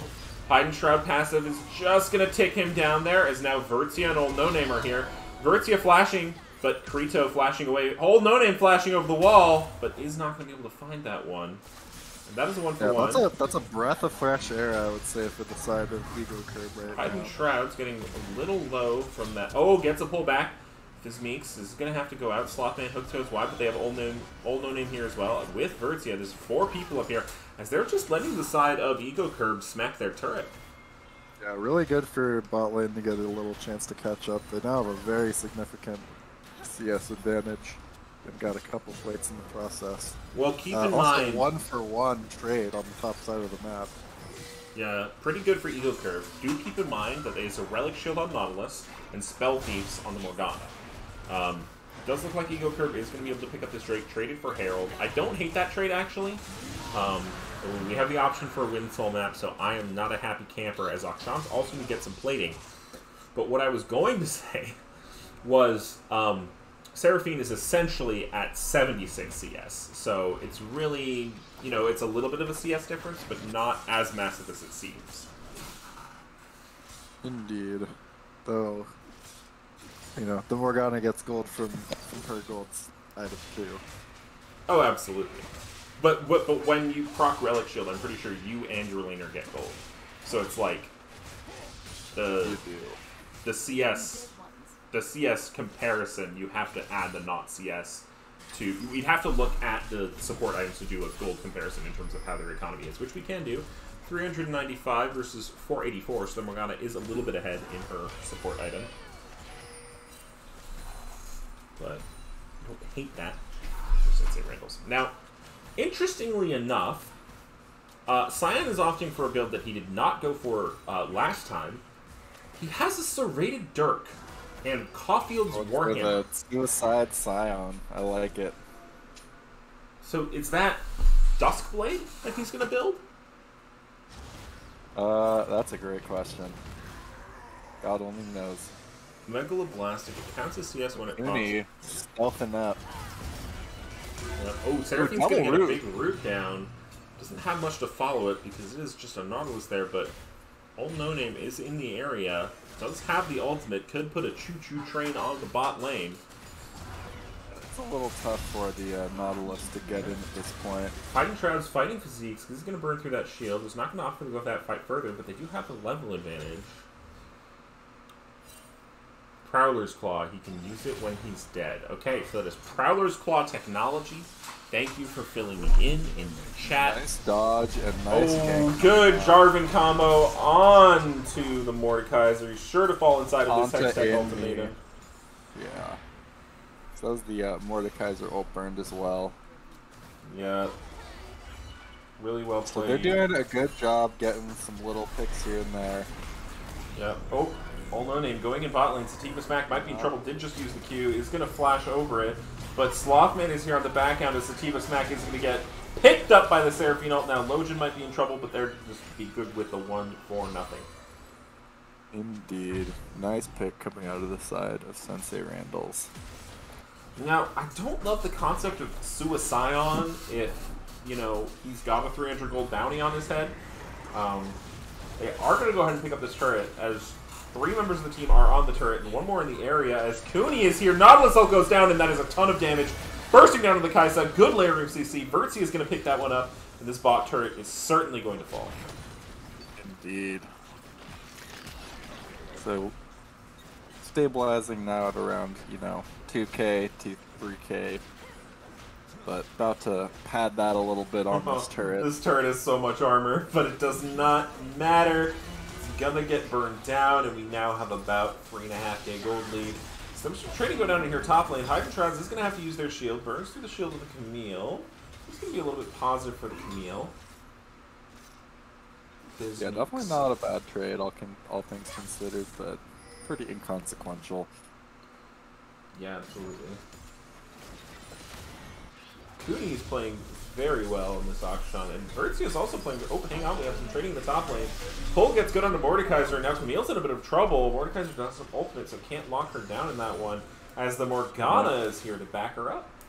Respecting the dark map there from the side of Hide and Shroud, not chasing that. Has been burned by the Jarvan 1 time too many. As that is Prowler's Claw coming out for Scion, so this is going to be a beefy boy who also is going to be doing a bunch of AD to you. On that topic, first tier 2 Birds Fruit's defensive itemization are Merc Treads from the Jarvan, so We're looking to set up this. oh, hang on. Slothman finding the Jarvan. Jarvan going to EQ out of there. Takes the Ignite with him, but Cooney's here. Going into the Morgana. Morgana uses the Black Shield, pops her ultimate. Soul Shackles go down. Oh, now Cooney's caught up by the stun, but it doesn't seem to matter as Sensei Randall's is there. Slothman hook goes wide onto the Jarvan. And got the numbers. Oh, good swing away from Cooney. That looks beautiful to see, going all the way around, doing a 270 through that brush. And Hide and Shrouds is going to get engaged on in the minion wave here. I don't know if you want that one, as Ponta's going to try and look for the steal here, but Slothman hits a hook. Seraphine ult goes down. Cooney is in there, but Slothman picks up the kill, but this Infernal is going to great go job over. controlling the zones around these objectives. Definitely showing that they're comfortable being ahead. Absolutely. Sativa Smack now might be in trouble. Nautilus hook goes down. Morgana root lands, but she gets stunned up, and she's extremely low. Seraphine passive picks that one up. Great follow-up from Versailles there with the Seraphine root. Good CC learn. Absolutely. As Fizzmeeks is going to go ahead and miss. Oh, and that is Mordekaiser ult go down. So he thinks he can win this one. Passive is procced as he's burning down Fizzmeeks in the duel. Going around, hits the isolated Q. They're going to come out of the Death Realm here in a second here. Hiding Shrouds, gets stunned up. Hextech Ultimatum goes down, but Heidenstrauss has a lot of... Oh, the empowered Q is too much. Jarvan goes into the 4 under turret. He's going to get burst down before he can get Cooney locked down inside of Cataclysm. Yeah, it looked like he was just trying to kind of lock people up and bait cooldowns, but not getting the ult off in the end. So really, Ooh, Softman getting just tower kind low. of giving his life.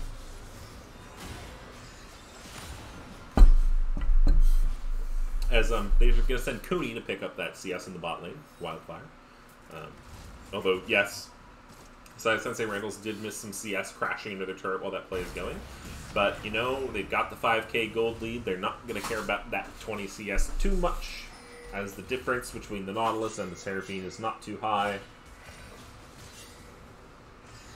Yeah, I mean, I guess I'm killed on the Scion jungle. I don't know what to tell you. Like, he's performing a lot better on this Scion. He's hitting all his skills. He's where he needs to be. Now, I think a lot of that is being unlocked by having a faster clear speed, too. I think he's really bad at using his passive, personally, but I can forgive that part of this game. Yeah, that's fair. Hasn't procced it once. A little bit disappointing, but, you know, is what it is. Yep, Slothman and Cooney looking for the Jarvan here. Going to hook up the Gromp. Ult goes down to the Ponta as Cooney swings over. Cancels it the wrong direction, but Blast Cone going over. Old No Name looking for the knockup. Ponta flashing away. And it was a good look. Oh, but now it's 4 under the turret. EQ's backwards. Nice little look there. Yeah, but Gonna waste some time here. kind of locked down. Doesn't have a ton to go. And yeah, Q he's flash very is dead. going to pick that one up. As this could be a free Herald if they wanted it. It is up for another 2 minutes. Mordekaiser pull does not land, but they're going to look for the dive here. Vertio, Old No Name Cooney coming down here. Seraphine ult!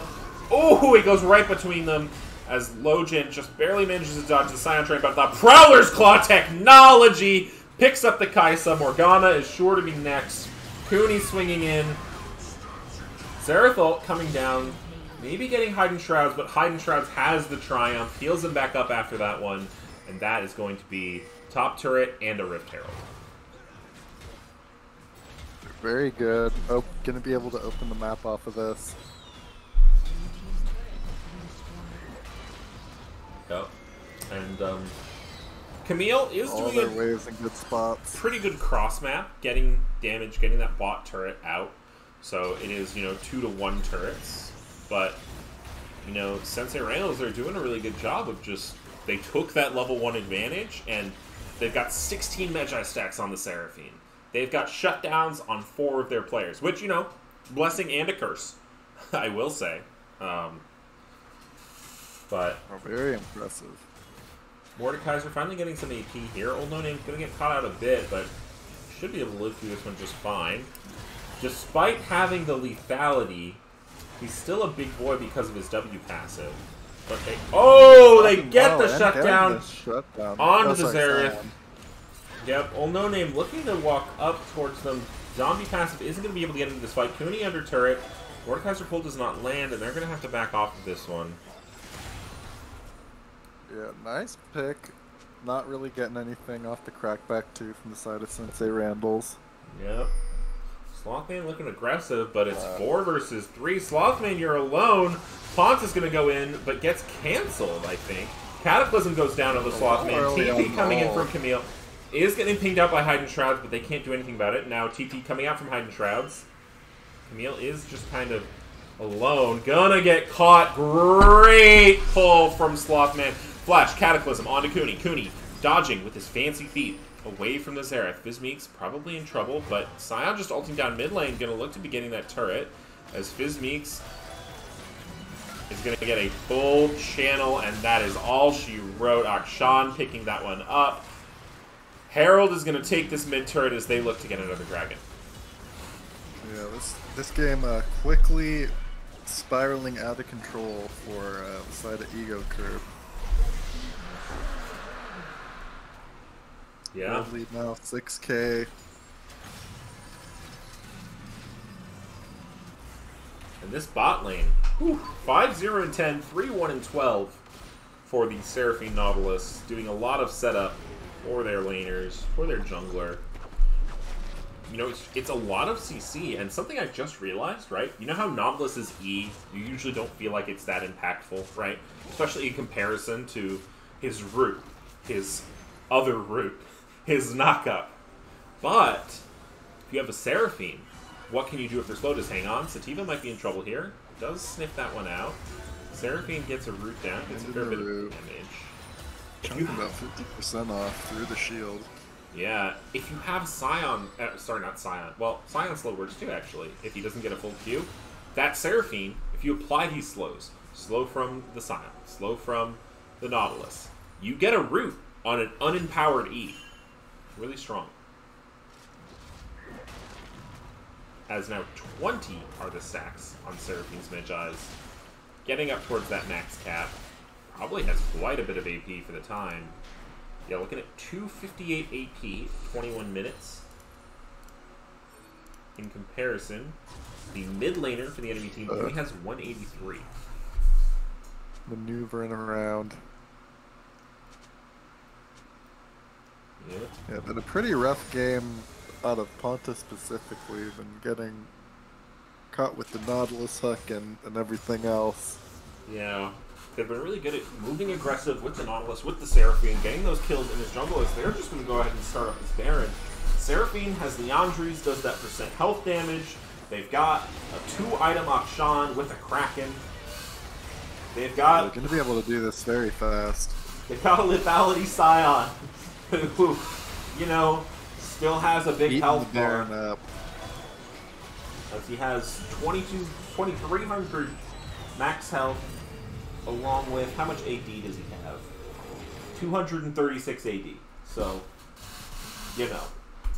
Only a pretty solid bruiser. A bit, yeah. A bruiser with Prowler's Claw, so, you know. Indeed. Imagine if there was a Rek'Sai coming at you with 2,300 health at this point in the game. Indeed, it would be pretty scary. But hope is not lost yet for the side of Ego Curve. We have that Kaisa getting her abilities evolved. 7k down, not the greatest. They have tools. They have tools to stop Akshan. If they can find him with the Cataclysm, if they can keep him locked down for Kirito, 2 ult. But Sensei Randalls are just gonna siege this turret with the Baron. And Sativa, Yeah, probably gonna end up getting this mid turret. Sativa's at a quarter HP. Ponta is looking over the wall here. Sloth Man gonna spot that one out. Vertia sniping. Ponta goes in as Seraphino goes down, hits 2. Ponta, you're just gonna get killed there. As Zerathol, not enough AP to significantly impact that one, and they're gonna look for this inhibitor as well. Oh, Looking to meanwhile, crack the base Shroud's there. also getting bot lane turret. Yeah, really breaking this game open. Now with a 10k gold advantage. Gonna Yeah. be 2 inhibs down. For sure. Meanwhile, Looking to Cody close going it out aggressive. quickly. Now they're all going to collapse onto this bot turret. Get that as well. Going to look for the inhib. These Morgana roots are good, but they can't translate them into anything because they're just too far behind. Mountain Dragon being pinned out by the Scion, pinned out by the Nautilus. They're going to back for this one. Maybe they're going to look to reset beforehand. Maybe they're going to look to set a trap. Maybe they're going to do both. Seraphine getting her Seraph's Embrace. So, now I was having a conversation the other day about named items.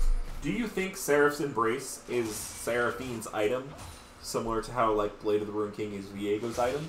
Or do you think it's just a coincidence that they have very similar names? I think it's just a coincidence.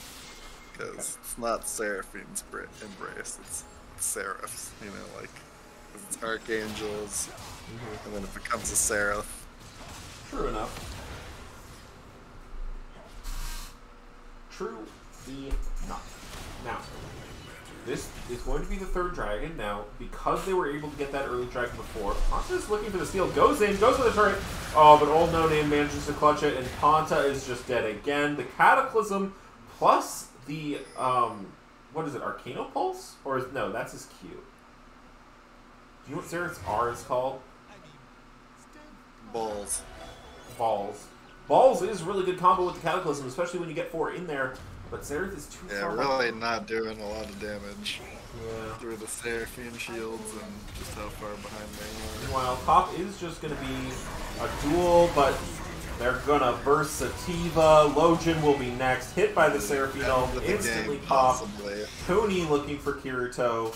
As Hidden Shrouds might get killed by Fizmeeks. Oh, Ponta having a good look on the Cooney here, but Slothman, Cooney has a stopwatch, probably was building towards GA, maybe just had a stopwatch because stopwatch meta. They're going to get the last turret. Eagle Curb do have a chance, well, not with old No Name here. And the Scion dies, he'll just kill your Nexus. Shut down on the Slothman, doesn't matter, Ponta dies again, Fizmeek dies again, Cooney revives. I think those are the first revives we've seen all game, and Sensei Randall's coming out with a clean game 2, pushing us into a series. We do have a series on our hands, ladies and gentlemen. Game 3 coming up on the back of the Scion Jungle and a 4-for-1 level 1. Yeah, absolutely, and have fun with your Schmeckles. Oh, you voted for... About that. Oh no, Mobra, no! Your faith was weak and you have been punished for it. I like their comp more, what can I say? Well, Breezified HD, enjoy your 41,000... Well, I don't think you get the full 41, but enjoy your Schmeckles.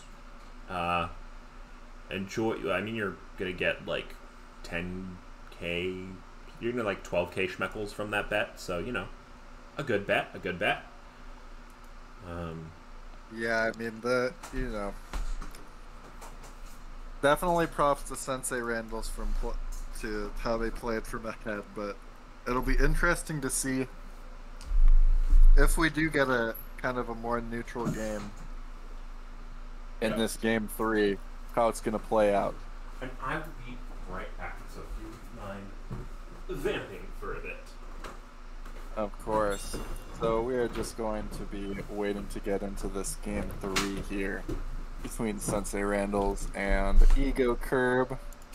I'm vamping. Is that the word that he used? Yeah, there was an invite to the lobby though, so I might just wait till I have the spec link to Alright. head out. Sweet. Well, we are in lobby.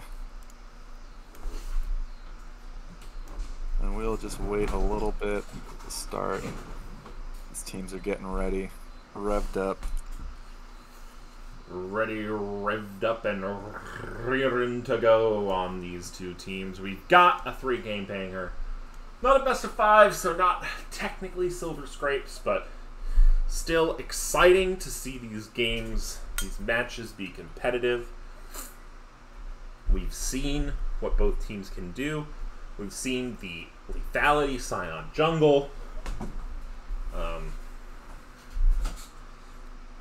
And we definitely have gotten a good sense of the identities of these two teams as well. We've seen Ego Curb are definitely kind of more of a reactive, like, scale-up team, more like reserved gameplay, whereas Sensei Randall's want to go and want to go hard.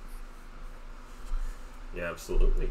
As you have a spec link, it is switching back to Pro Draft, so I will get that one set up. It'll be interesting to see what gets switched up here. Certainly will.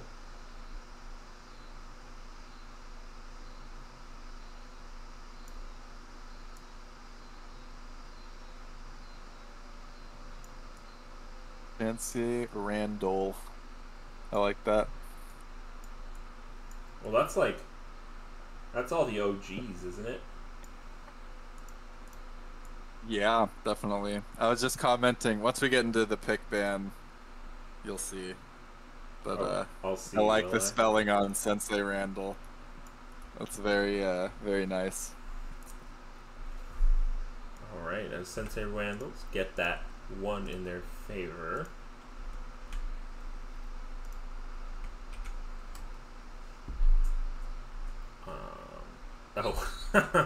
Sensei Randall are going to be on the blue side for the first time this series. It will be the first switch up, so we had a 50% win rate from both teams in the previous side matchup. I'll be right back. Alright. Well, since I've got you here, chat, we're the Pokemon Unite enjoyers.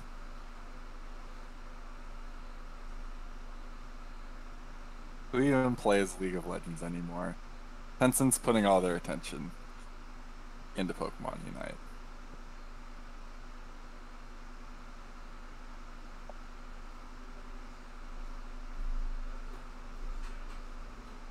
But memes aside, we are just waiting a little bit to get back into this draft.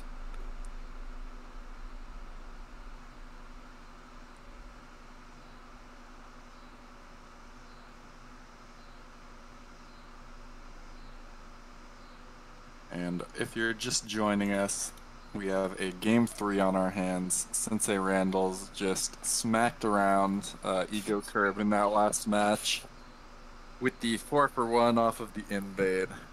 The Scion Jungle coming out and hitting a 3 to 4 man Scion Q channel and just really destroying the other team, and they did a great job snowballing off of that. Game 1 was a little bit more of a neutral game. They had Sejuani on the jungle on the side of Sensei Randalls and a little bit slower. Does Ego Curve ban Seraphine? That's a good question. I think it would be a decent ban. I think it's hard to take too much away from that game if I'm Ego Curve, just because, you know, I like it now. Vex is gonna be like Gengar. I love it. It would be the Gengar of League. I guess Kassadin or something. Basically like the same champ.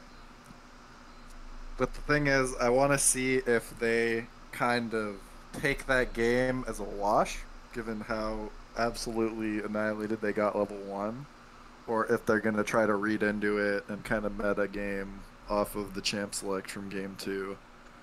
Or if it's going to be more of a reset, like, okay, I think if we play the long game... okay, so we're getting into the champ select now. Yone banned out from the side of Sensei Randall, as well as Aurelia and Nocturne. And then on the side of Ego Curve, banning out the Seraphine, Viego, and Senna. So similar bans, but modified slightly to account for the new sides. The Seraphine ban does come out. Sensei Randall's locking in the Leona as blind. We'll see if Ego Curve has a clean answer to it. It seems like they don't, seeing as they've banned it, both other games. But they are going to go for the Samira follow-up, which is pretty okay into the Leona. After 6, it's, you know, it can be a little flippy, but it really also depends on what ADC they end up with. If Ego Curve goes and locks in an Enchanter or a not super aggressive, yeah. So if I'm Sensei Randalls, I feel like that kind of opens you up either to a melee bot laner or potentially just like a more aggressive AD. And I am back. Okay, Welcome Leona back. Zaya, first drafted Leona. Okay, getting aggressive with the They're getting picks. getting a lot of what they've been held off of for the rest of this series. The Leona and the Akali, both banned, now unlocked for this game 3. Yep, saving jungle for the first time for the second rotation. Xerath Yeah, coming out, Xerath. so We're seeing Man, someone of Moses there. Game 1 repeat, although Xerath into Akali, I can't imagine that's too great for the Xerath. Well, the Akali we're assuming is top because Hidden Shrouds is in the game. But they could lane swap and send Kuni top. Totally a possibility. Or maybe Kuni plays Akali, I don't know. True. But Camille getting banned out and Akshan not gonna see the light of day again. I mean, what weapons does Kuni use? I mean, what weapons does Akali use? Yeah. Kunai. Me. I Gotcha. We are seeing the Scion ban, so Makes sense. Don't want to introduce those like variables into the game that you're not really sure how to play around. Mundo looking like the blind here. It could potentially be a flex as well, so not a bad pick. true. Mundo Jungle is quite fun. We'll see where it's going. They do also most likely know that the Akali's going top. So they also might be assuming that. Oh, okay. Kassadin locked in. That is an Akali top. That is a Kassadin mid. Kassadin into Xerath. Let me go ahead and get some stats on that. I'd imagine it's like okay for Kassadin. Kassadin's kind of evolved into like an anti-AD pick, ironically. Yeah, But looks like Kassadin traditionally is an anti-mage. Kassadin has a losing win record, 49.3% into Xerath. So perhaps more for comfort than for direct counter. I like the J4. Yeah, Oh, and I- also, yeah, good. I do like the aggressive jungler coming out from Ego Curb here. I will say, on champions like Kassadin, it's a little hard to read into some of like the solo queue numbers versus games like this that tend to be a little more controlled. But we will see. Yep. Blue side this time is Sensei Randos. Red side is Ego Curb. Gonna give y'all 5 minutes to get this one in. Someone's saying, is Kakoma drafting for Ego Curb? I don't think so. I don't know. What do you think, Mombron? Maybe Kakuni is drafting for Sensei Randalls, but I'm not sure if Kakuni. Breezified HD asking us to tell Vertzia to clutch up again, putting 38k points down into Sensei Randalls. Nice, nice. I am putting no money into anyone because I am a broke bitch. Xavier, it is best of 3. This is the last game. That's Yep, why it's for called- all the marbles. As I'm finishing up my taquitos and getting ready Nice. for the match.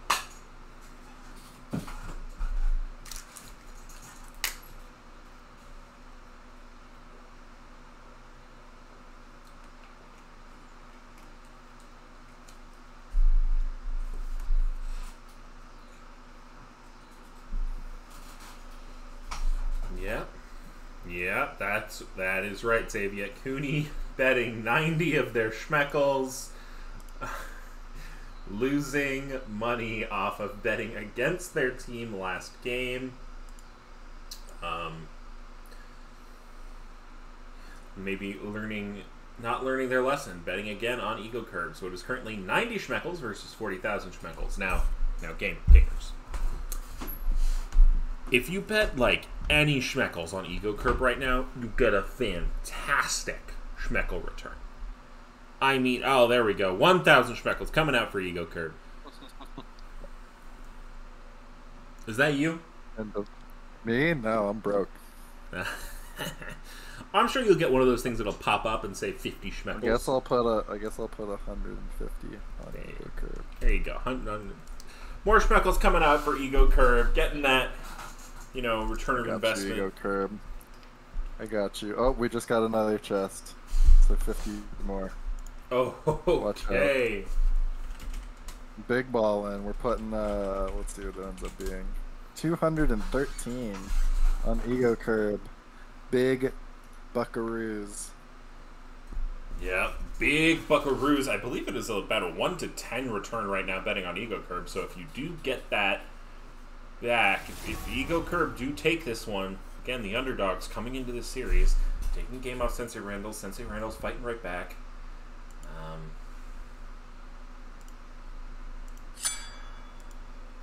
We will see what ends up happening here. It does, just from the two game sample size of this matchup, seem like Ego Curb are a little bit more of the controlled team. They like the kind of poke champs, scaling champs, whereas Sensei Randall's likes to have the go buttons and likes to go for those team fight comps to push the envelope. Yeah, absolutely. I think that Jarvan versus Xin Zhao is a really intense matchup. We're going to be looking for some high-tempo gaming out here. But I think both teams perhaps aren't the greatest level 1. Maybe, I don't know, who would you say the earliest game champ here? Karma, maybe? Xin Zhao could come down to that bot lane. Yeah, I could see it. Please, man. I kind of forget the rest of their champs, though.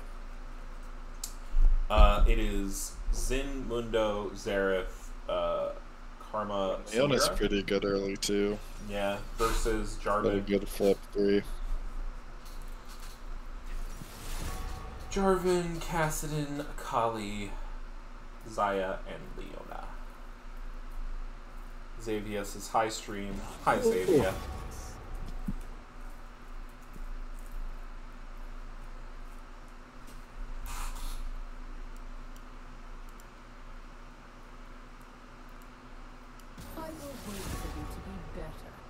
Well, this will be the first game that I have 0 stake in.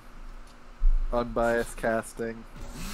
I mean, I guess I have 213, but I don't really count that. Hey, that can turn into 2K if things go well for you. Oh, well, when you put it that way.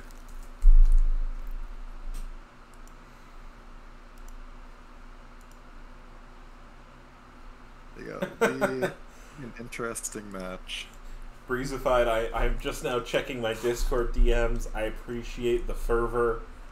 I appreciate the dedication to being able to see the stream. Again, sorry for that snafu last game. But yeah, looking forward to this one, as lane assignments are pretty straightforward.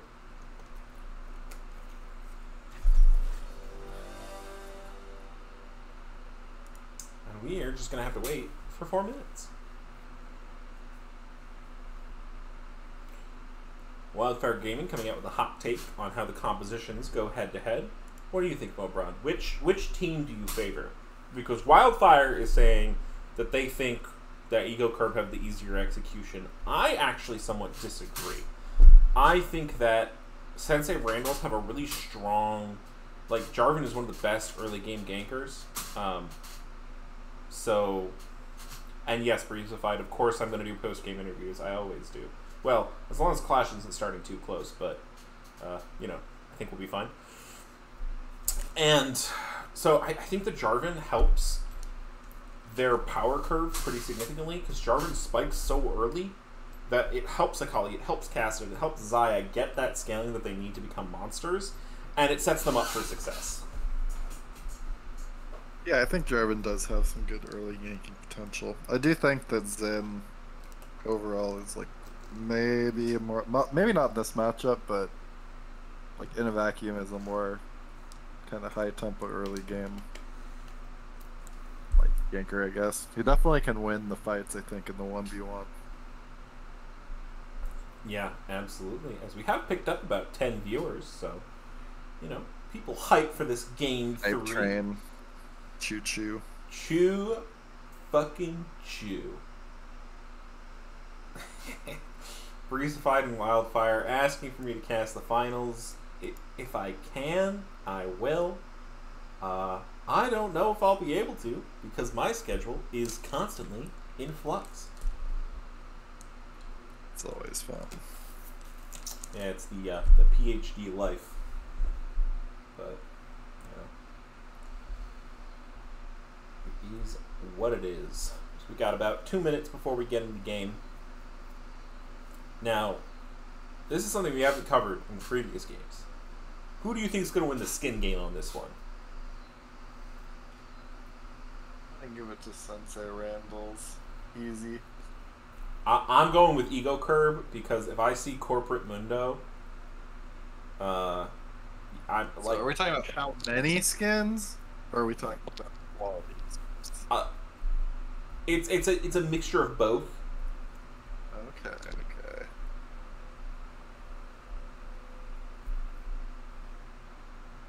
But yeah, we shall see. But yeah, I'm gonna definitely give it to Sensei Randall's. I have faith in their skin game. If anyone has any insider knowledge about what skins these teams prefer, what they might be playing, maybe we'll see a Darkstar Jarvan, maybe we'll see Secret Agent Jinxiao, Cool Part of Leona, greater than all others. Thanks for coming in with a hot take, Wildfire. Breezified saying Vertia got swag. I bet that's a bet for Vertia having a nice Xayah skin there.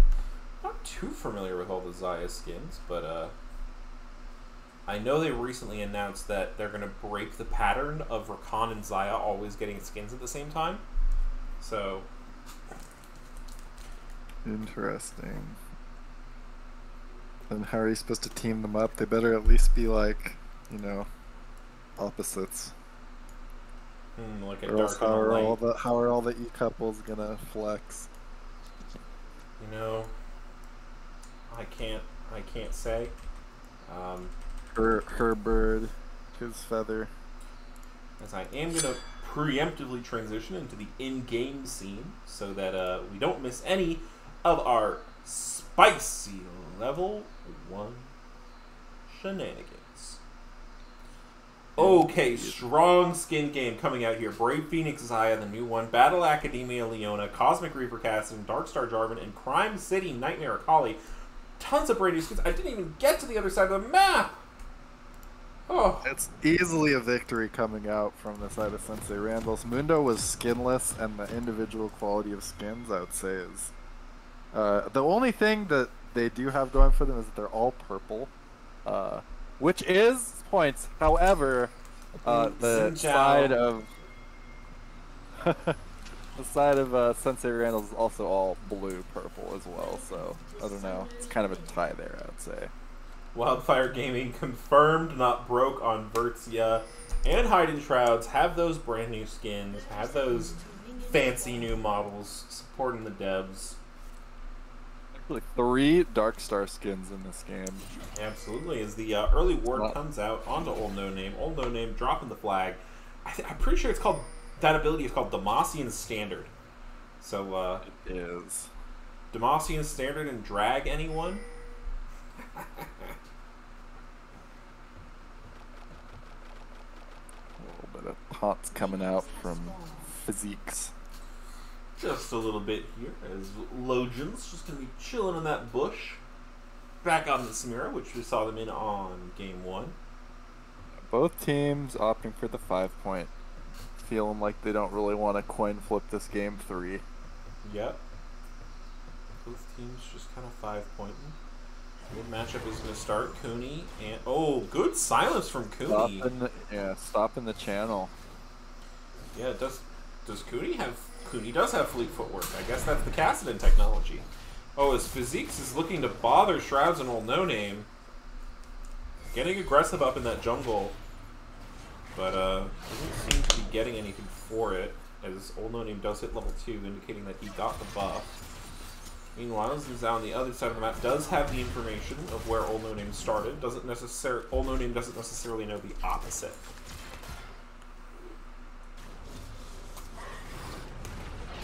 Ooh, Cooney. So pretty low here. Dark Seal stack coming out. Level up is going to help. As Xin Zhao looking to go deep in the bot lane. Slothman engages first because they have level 2. Sativa Smack going low. Lojin looking forward now. Ignite goes down to the Slothman. Flashes away. Ponta flashing in. Is about to get the knockup. Does get it off in the slow. First blood coming out for this Xin Zhao. Can they get Vertzia as well? Maybe not under turret. Oh, it's very close. But a respect flash out from Vertzia is going to keep them alive.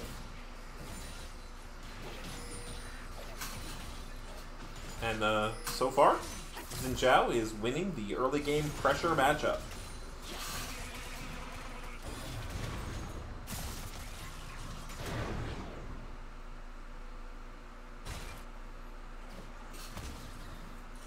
Ooh, that's an... How many Dark Harvest stacks does Kirito have? Already 2. This early in the game, poking out Cooney. Cooney's gonna have to back off on this one, surely. Doesn't want to give up this minion wave, but how can you walk up? Xerath has another Q. Xerath keeps hitting you with them. Meanwhile, Slothman going in, rooted up. Jarvan is now bot lane, gets a double knock up onto Sativa. Sativa going down to the Jarvan. Slothman very low. Lojin gonna get the return kill, but they are gonna fall themselves to Vertzia, and it's a 2-for-1 in favor of Sensei Randalls. Good kill pickup, good engage, getting a little bit of that early game pressure back from that first blood. Yeah, absolutely. And now still, you know, a decent lead from the jungle and CS. Yeah, that's a couple of camps. That feels pretty good if you're the Jarvan. It's a 2-camp difference. So Xin Zhao will have to take his Scuttle and Krugs in order to equal out this difference, while Jarvan's going to be able to reset, get that Iron Spike whip. Much better than 2 long swords. Get back onto the map, so he'll have the advantage on this part of the rotation at least. Xin Zhao is going to look for the Gromp, but that is where Jarvan is heading. They might be on a bit of a collision course. Yeah, looking like they're going on the Gromp here. Jarvan goes over the wall. Smite goes down. I don't see who got it. Ponta. I think Ponta, yeah, Ponta smited that one. So good on Ponta, finishing off the invade. Cooney getting autoed down again in this mid lane. Kind of brutal early, but that's what you get for playing Kassadin. Yeah, that's what I was saying earlier. Kassadin isn't actually that good into mages anymore. He does get poked out, even with the fleet footwork. The sustain in the game just isn't good. Yeah, but you don't pick Kassadin to solo online. stomp your lane. You pick No, him you do not. to be a monster in the late game. Though, I mean, so far, you know, not doing the worst job stabilizing. Did give up a kill, but... Yeah, Kirito going to be in a little bit of trouble here. Old No Name is here, does get stunned up, but Flag and Drag goes through anyway. Kirito going to be slowed. Cooney, not level 6 yet. Flash comes through from the Jarvan. Cooney is going to get the assist on that one, and a good look from Mr. No Name. Yeah, very well executed, buffering the stun, and getting the flow off as well during the same combo, so that he can follow up his flash and auto.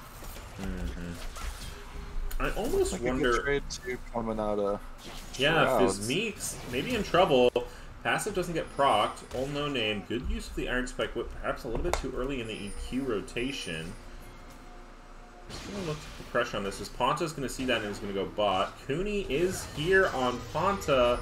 Maybe you don't win that one, but he does have 6. Ponta gets rooted down. The Dragon helps you, but now Sativa Smack is helping on the other side. Cooney barely living, flashes out of the root range. Slothman giving their life for this one. Lojin getting low, but is going to be able to pick up Slothman. Meanwhile, Vertzia on the other side gets up Lojin, and now Sativa Smack is taking up the Dragon. Kirito gets a kill on the back, but Vertzia gets another one. Fizmeeks and Hidden Shrouds also dueling in the top lane. That is going to be a disengage. Old No Name now on to Kirito, level 5 to level 6. Kirito probably does not have stun just yet, might come back up. Is come back up, but Flag and Drag not going to be just ready yet. Meanwhile, Hidden Shrouds might be in trouble on the Physiques. Does have Shuriken Throw to just go ahead and get over that wall. Woo! That was quite the trade. That was cross-map fighting. Both top laners getting pretty low.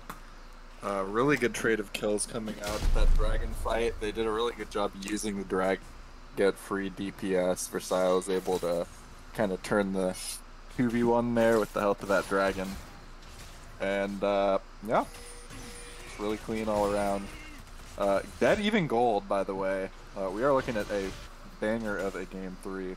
Yeah, absolutely. I do think that this means, in my opinion, that hard to say. I think Sensei Randall's, if they're even in gold, are a bit ahead, just because you have the Kassadin, you have the Akali, and yeah, I mean it probably favors them. I'd agree with that. That Xayah is looking a bit spicy. Kuni going in for the all-in onto Kirito, getting a fair amount of damage out, is able to negate some of the return.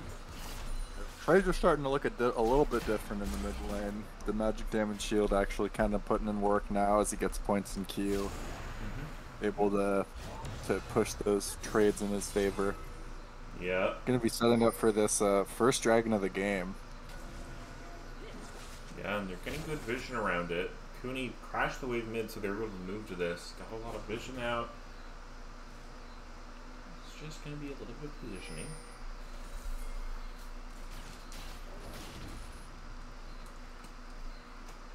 You don't let him get... No, okay, I was gonna say.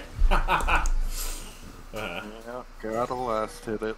Gotta make sure. Won't execute with the dot. I feel like that's a... That's an intentional mechanic, right? It is. Yeah. It was added in like season 5 or something, so you could give away buffs easier. I see. Yeah, because I remember I used to try to like give away buffs, and it would just like be a nightmare. Yeah, that's been in the game for a while. Oh, Kirito gonna be in Ever trouble now. Jarvan Cataclysm goes in, and it's just gonna be good night. Jarvan picks that one up. Kassadin gets the assist. They're pinging on Dragon, and they're gonna look to take that objective. Meanwhile, Ponta has grabbed the Rift Herald and does have the option to contest this Dragon if they want to, but it would be a 3v4, and they're just gonna say, you know what? We are good to take Herald for drag. That's fine. Yeah, getting the first drag off the map, getting the clock running while they've got the tempo. No. Definitely a good decision. Okay, it's not a Cloud Drake map. Cloud Drake is a second dragon. That means we are on either an Infernal or an Ocean Soul. It's going to be a banger. Yeah, so a little modest gold lead developing off of those last few plays, but still pretty even state. No turrets fallen yet. Yeah. Akali, not quite itemized there yet, has a bit of a garage sale going on. We got a boot, we got a couple of rings, and we got a book. Yeah, having a little bit of a tough time damaging these creeps with those items. Yep. But isn't really looking to stomp their lane. It's looking to just maybe sort of neutralize. They are down pretty significantly in CS. Hiding Shroud's 54 to Fizmeek's 79. But, you know, they're willing to take that one. Jarvan is roaming I'd say that's probably the brunt of the gold advantage from the side of, well, not that they have a gold advantage. Right, but it helps make up for Why the it's not disadvantage on the jungler and the AD carry. Yep, Kuni gonna respect Ponta there. Ponta might get caught up by Slothman. Good flash to respect the root. Physique's dropping a little low. It does have access to that ult though, so... Sativa, you might not want this one. The Slothman is gonna walk up into your face. Just gonna take out that ward. Not gonna opt to go. Don't let him walk away. Oh, I mean, I guess, you know, we have perfect vision, but... Yeah. They don't know where Xin Zhao is. Letting Leo get pretty close. But now Jarvan is here. They're pinging that Xin Zhao is roaming down. As Kirito is that side as well. I'm gonna use the ultimate to affect the fight if it happens here. As looks like Vertus does come down. Hang on. Full no name. Base check. Ponta gets stunned up. Leona ulted EQ Cataclysm. That is good. Night Ponta. Meanwhile, Hiding Shrouds getting kind of low, but so is Fizmeek's, and Akali with perfect execution kills the Mundo in the solo lane, and now Sativa Smack running away. Kassadin picks that one up, and Sensei running Randall's, out of control on the side of Sensei Randall's. the train is picking up steam. There's gold getting onto these hyper carries, and it's looking kind of scary.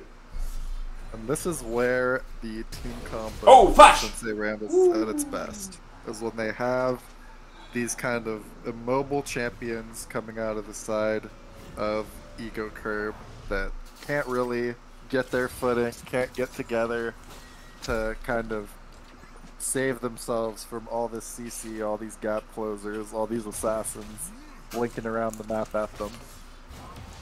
Absolutely. Cooney, all in Kirito, looks much more favorable than it did early game. Dodging that last Q.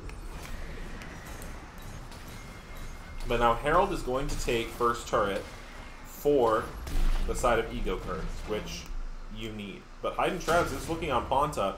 Cooney is there as well. Ponta has to get out of here. Uses the ult very well. Doesn't auto Hidden Shrouds, but Ponta is going to be in trouble. Meanwhile, Zerathult coming out, trying to help, getting Cooney maybe a little bit low. Fizzmeek's looking now. Cooney going to have to just ult over the wall there, but that's what the Kassadin ult does.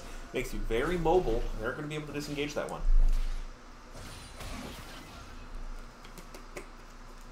Yeah, looking like not too bad of a gold deficit, but really just keeping the tempo, keeping the pressure on from the side of Sensei Randall's. Yeah, absolutely. And this Kassadin is getting more and more gold. Does have a bit of garage sale for themselves. Picked up the Archangels first. It's just going to be dueling. Combos. Oh no, that's just a tier. I thought it was a full. They don't have enough gold for full items yet. What am I talking about? Does have the Lost Chapter, does have the CDR boots. Stacking that tier. Dark Steel. Does he go Everfrost as his mythic? Because that's what he's building, right? Yeah, I think so. I guess that makes sense. Pretty good item. Yeah. I feel like mythic item is I have no idea though. for I would passive. just imagine. Yeah. I know they used to. I don't know if they still do. All Well, my I mean, information about the- the game is like 3 months outdated. Everfrost is the only AP mythic that builds out of those two items, I'm pretty sure. So there's no reason for him to have that Ruby Crystal unless he's building Everfrost. I think. Correct me if I'm wrong, chat. I mean, I think that's still what they go. I'd imagine. Slothman Really looking for this Sativa does get the root. Jarvan EQ combo. over Cataclysm. Gonna go ahead and burst you up there as Nice Slothman wants more. combos. Samira tries to go through, but that is going to be a double kill for the Jarvan, and that is going to be another dragon in the pocket of Sensei Randall's. Only 2k is the gold lead for all of the kills that they have been involved in, as there is a pretty significant CS difference in the top lane, and first turret. It doesn't appear that that's going to matter if you... Well, okay, it doesn't matter if you have a giant gold lead on your top laner if your top laner never comes to stuff that impacts the map. Yeah, I think at this point they really need a period where things are not happening on the map. They need a little bit of time to breathe, to get their waves back to neutral. But even right now, you know, Zaya's pounding on bot turret, they're getting invaded on the top side. Yep. I mean, they're trying to invade on the top side, excuse me. Yeah, so getting away that blue buff is pretty good. Wildfire, thank you for pointing out, Zin is actually opting to go the Eclipse build. Normally I feel like you see Gore Drinker, you used to maybe... Gore Drinker, Oh, Zin goes back in! Slothman might be in trouble here, does have Cooney here. The Zerathult is going to get burned down, but Ponta is going to die in return. TP coming out from Hidden Shrouds. They're going to look for the Mundo, but I don't know if they can kill him, even if they find him. Are around on that flank. Meanwhile, Lojin just autoing the bot turret. Hidden Shrouds is signaling that they're going in. Does get some Shuriken. Has the inside track on the Mundo. Mundo getting kind of low. Hidden Shrouds using the first part of that ult. Shurikening backing in. Ulting out. I don't think that hit. Fizzmeek's just barely survives it. Yeah, keeping the pressure on Zaya right now, just trying to clear some waves. not a whole lot going on all around the map. Yeah, I mean, 3 minutes until the next neutral objective, and the side of Sensei Randalls are very happy to just say, all right, we've got a lead. Let's let it get bigger. We've got an Everfrost and 6 stacks at a Dark Seal on Kassadin. We've got Gale Force on our Xayah. We're feeling pretty good. Yeah, they got a massive Jarvan, massive Kassadin. Oh, huge Jarvan. Meanwhile, Ponta. Massive Oh, Cooney doesn't care about the Rift Herald. They're going to look for Ponta. Slothman coming down to support, but Sativa and Kirito are also here. Now is going to focus back onto the Rift Herald. As We'll Eagle take the Curve turret, but are looking. They've got 5 mid here. They could make a play. Heidentrauds does not have teleport. Mundo almost does, but he is here anyway, as they're going to walk towards top and not look to pressure that mid any further. yeah, they don't have a ton of tools to really start the fight. I mean, they can Karma E run at them, but other than that, Well, getting a good there's not a win lot of becomes good ways lightning to- is probably the best option. Yeah, I mean they do have the Zen knockup and the slows and, you know, incidental CC here and there. They can get picks. It is possible. It just seems improbable. They do have one more turret, as Fizzmeeks is just sitting in the side lane, or the side lines. All No Name goes on to him. He's now locked up beside a Cataclysm. He's going to flash out and burn the ultimate. Bakuni is going hard onto him. Leona goes down as well. They really want him, but perhaps it's not the target for all of your spells. Cooney is going to go really low, as Jin Zhao's going to be able to go back in on that one. Cooney has to run, as Samira's going to dive in and isn't going to get killed. Samira now in the back line, as Heidentrauds and Old No Name are cleaning up in the other side. Ponta very low, Fizzmeeks very low, but Lojin is on the backside. Heidentraud's going to go really low. Old No Name going to go ahead and pick up Ponta. Now has to deal with the other one. Slothman going back into Lojin, but you don't have any support. Your CC does nothing. Fizzmeeks, oh, gets saved by Kirito. Oh, knockup coming through from Old No Name. Old No Name looking for the kill, but is just going to get peppered down by Lojin. Samira goes S, but is slightly out of range, and a Cleaver will take that 1,000 gold shutdown, and a great fight out from Eagle Curve. Indeed, and the gold lead just like that has been flipped on its head. Yep. Penta stolen so rudely by Dr. Mundo from the Samira, and just like that, you have a Oh, huge hang on. Cody problem going on in your here, but hands. maybe you don't want that. Samira kind of hurts. Yeah, Samira is going to be massive after that fight, and is actually probably going to be able to kind of put a wrench in the plans of Sensei Randalls. That is Pluses, they do still have the 2 dragon advantage, and they do still have the side of scaling, I would say. And they have an interesting flank. Hiding in this bush, they're not expected. Yep. Cooney goes in That's a first. good one. Oh, Sativa's going to get bursted, and now Ponta, you are next. You do not have enough survivability for that one. The Zerathal coming down to the back end, looking for Cooney. Cooney with the fancy feet. Slothman going to tank one, but you're Leona, so it does not matter. Yep, not even going to have to pop an ult to dodge those. Meanwhile, Cooney going in on the Kirito. You don't want that. Lojin is right there, and you're just going to get picked up. Interesting luck. I'm having... Never mind. Anyway. Unlucky situation from Cooney. Yep. Dragon is going to go over to Sensei Randalls, though. That will be their 3rd dragon. Looking to get the Ocean Soul for themselves. Really important not only to get that, but to deny it from the Mundo. Yes, indeed. Mundo doing a good job of putting some pressure on this other side of the map. Getting a good chunk of damage on that inner top turret. And just like that, Lojin's starting to kind of hit on the Samira. Granted, this isn't the greatest comp for Samira still, but as they showed in the previous fight, they are able to clean up a fight quite easily, even one from behind. Yeah, absolutely, and they've got the Collector, so they're likely to get more of the kills. Meanwhile, Heidentrauds might be in a little bit of trouble here. Mundo popping ult, does see 2 of them, but is probably going to be able to take this one up. He's just kiting them, perhaps waiting for backup, but Vertzia is here as well, and the 80 carry is what you need. Meanwhile, Jarvan getting onto Sativa. Sativa alone is just... Oh, So gets the looking root down to for a Jarvan. second pick. And Sativa Smack getting away by the skin of their teeth. Yeah, absolutely. Very close there. Good look from Sensei Randall's. Now going to probably... Xerath still putting down pretty solid poke, but probably not enough to save this mid outer. Yep.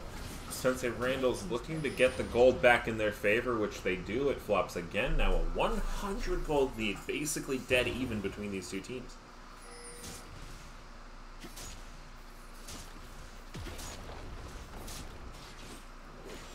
We'll take a look where that gold is. A lot of it is Mundo favored over the Akali, and then the jungle matchup, it flops. Kassadin does have about 800 more gold than Xerath. Samira, the opposite. We are just seeing some kind of mirrors, but then on the other hand, Leona has about 600 gold more than the Karma. That's for the last bit of Pretty this. impressive.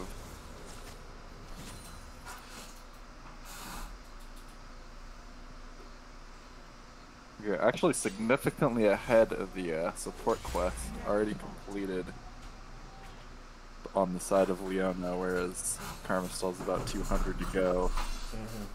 Or, excuse me, 140.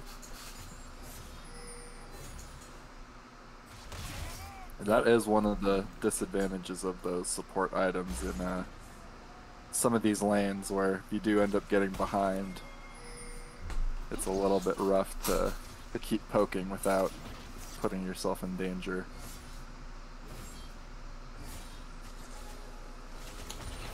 For sure, and now Sensei Randall's looking to be a bit aggressive in the mid lane, but they are missing their top laner. Does have TP. Ponta waiting in the wings for something to happen.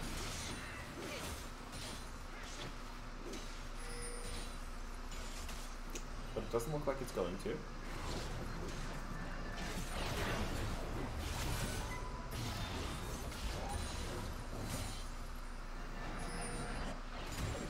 Looking like a bit slower of a game now.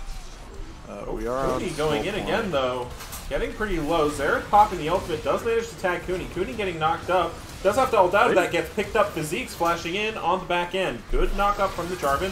And now Heidenshrouds is here as well. Good Leona ult lands. But Heidenshrouds getting a lot of damage put down onto them. Ponta maybe in a bit of trouble. Wants to avoid Root Collar. Are you ghosting me, Cooney? I think you might be. A really good look from the side of Ego Curb. Gets the one for nothing. Oh, definitely. I think Cooney heard my call for action. I was like, I've got you, Mobron. It goes over the wall. Goes over the wall.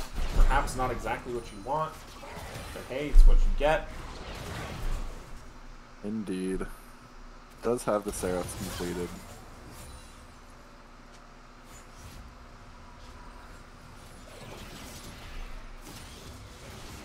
But we'll be hitting a little harder. Still 3 levels off from that 16, but Kassadin is pretty solid post 11 now. That's for certain.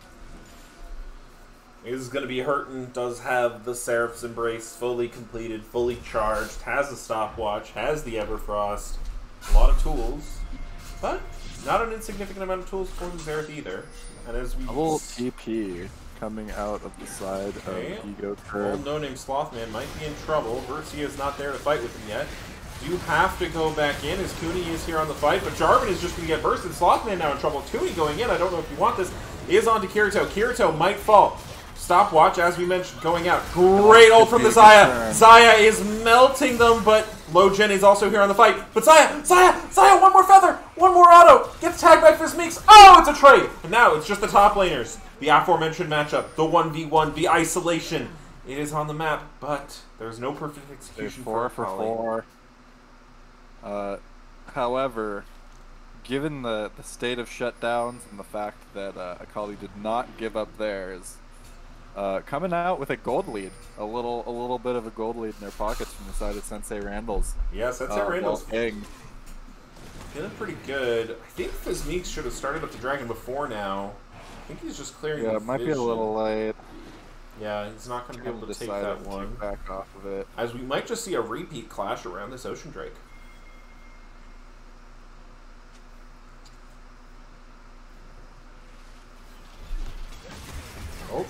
Fizzmeeks, hiding Shrouds. Slothman juking it out right now. Lots of damage going down on the Fizzmeeks. Does not have the ult back up, but now Kirito is here, Ponta is here, Sativa is here, and Slothman's going to go low through the W. Cooney and Old No Name trying to burst down the dragon. Ponta is here. It's going to be a smite fight. It goes over to Ponta. Old No Name EQs out. Cooney cannot get over the wall there, and that is a W for Ego Curve. They now take the gold lead, and Fizzmeeks is going to look with their ultimate. Can't find anyone, but maybe that's Baron. Yeah, the split call gonna cost a lot from the side of Sensei Randall's. You saw there Slothman and who was it? Hidden Shroud trying to zone the team while Cooney and Messiah tried to finish it and just not really having the speed to do so and getting the dragon stolen. Not Akali, but the Slothman getting picked and then fight getting cleaned up afterwards. Looks like they're going to opt to give the Baron. Yep, Baron going over to Ego Curve, and the gold lead's back in their favor. They've got a dragon. It's looking kind of like a miracle. I know we've been talking about how scaling is in favor of Sensei Randall's, but it looks like they're just finding the better team fights. Yeah, my 213 schmeckles might not be in vain for Ego Curve. They are putting on a show right now, holding on against Sensei Randall's in what looked like a pretty controlled game, heavily controlled by Sensei Randall's. Yeah, absolutely, and not to diminish Sensei Randall's lead, certainly still strong. I think the main thing is they have problems with this Mundo. Yes, I think it's also just the fact that they're not really able as easily to burst with their guaranteed CC champions, because before, early game, if you're ahead as Jarvan, you and Leona can just run around the map killing people. You can kind of do whatever you want. But at this point in the game, you can't even really burst. Like maybe Karma if you catch her alone, but it's gonna cost you way more heavily if anyone's there on the enemy team to follow up. Yeah, absolutely. You need more numbers, and it's just not as easy to find those picks. I have to imagine that Anathemas is on the Mundo from the side of Old No Name. As Xerathul's going to come down just to poke out Vertia. Vertia forced to burn the ultimate as the turret's going to fall. Does have some feathers down if they walk over them. It's going to pick them up. Doesn't get any kind of burst down. And Ego Curve are doing an excellent job sieging. Indeed. Getting some value out of that Baron. No, they're not going to do it. Okay. Slothman stunning up Ponta. Ponta may be in a bit of trouble. Does have their team around them to support them.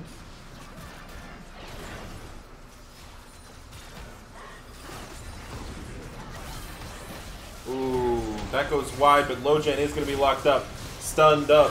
But really good wind wall to prevent a lot of damage. Goes S, and it's absolutely disgusting. Vertia dies. Old No Name. Oh, also dies. Hidden Shroud's the last member of their team, and this could be game. Indeed, it looks like. Oh, getting the kill. Keeping the wave away for a little bit. Is it enough time? I don't know. 22 seconds left, and the next one up is Leona. I think this might just be game for Ego Curve. It might be. It is looking like it. Looks like Mundo does not feel like it is, but I think they're still going to be able to end here. Yeah. So I guess I'm walking away with that, a little bit of return on my investment. So yeah, I did not expect that one. But good team fight after good team fight out from the side of Ego Curve, and they take the series. Huge upset coming in from Ego Curve to knock Sensei Randall's out in the semifinals. The clear favorite was a 12th seed versus 2nd seed. Yep. And Breezified, that one's gonna hurt, but thank you for redistributing the wealth. Now, I am gonna say, I've got like 10 minutes to do interviews. So, if you're on Ego Curve and you want to talk about that game, go ahead and pop into the community tab. I'll pull you up, and we can have a little discussion. I have the hiccups all of a sudden, so. Yeah, pretty nuts turnaround. Really just kind of ended on that Baron push. They really got a lot of value out of it, or I guess with the dragon into Baron, or they stole the dragon, got the 3 kills, was able to convert, really snowballed the game. Yeah, absolutely. And it looked so good for Sensei Randall's, but fight after fight, Kuni maybe going in a little bit too hard. And, you know, I think it really was kind of like a one decision turnaround, so to speak. They were, in the front seat, driver's seat, able to get the soul point, and I think maybe just getting a little greedy on what they can do, or just perhaps not communicating on that dragon fight on what they wanted to do as a team. But yeah, really good job stealing the Baron, or stealing the dragon from Ponta, and then just being able to clean up that fight from the side of Ego Curbs and turn the game on its head. Yep. I'm just going to DM them as well, so that they know that they can pop in community. Indeed. I think I'm going to leave you to it, actually. I'm going to go get a dinner for myself. Thanks so much for letting me cast. It's been a pleasure. Absolutely. Twitch Thank chat, you for coming on. LBLCS chat. Wouldn't have And happened. I'll see you guys next week for the executive D2 finals. Yeah, I will try to get that one casted for sure. If not me, then someone else. But yeah, catch Mobron playing Mudcrabs United versus Limit Testers, coming to you sometime this next week. It'll be fun. Alright, good night, everybody. Good night. Alright, well, I'll give it a couple more minutes here. If anyone from the side of Ego Curb would like to go ahead and pop into one of the voice channels, I would love to interview. Looks like Low is coming. That's what I'm hearing. Now I see Blade. Is Blade Low?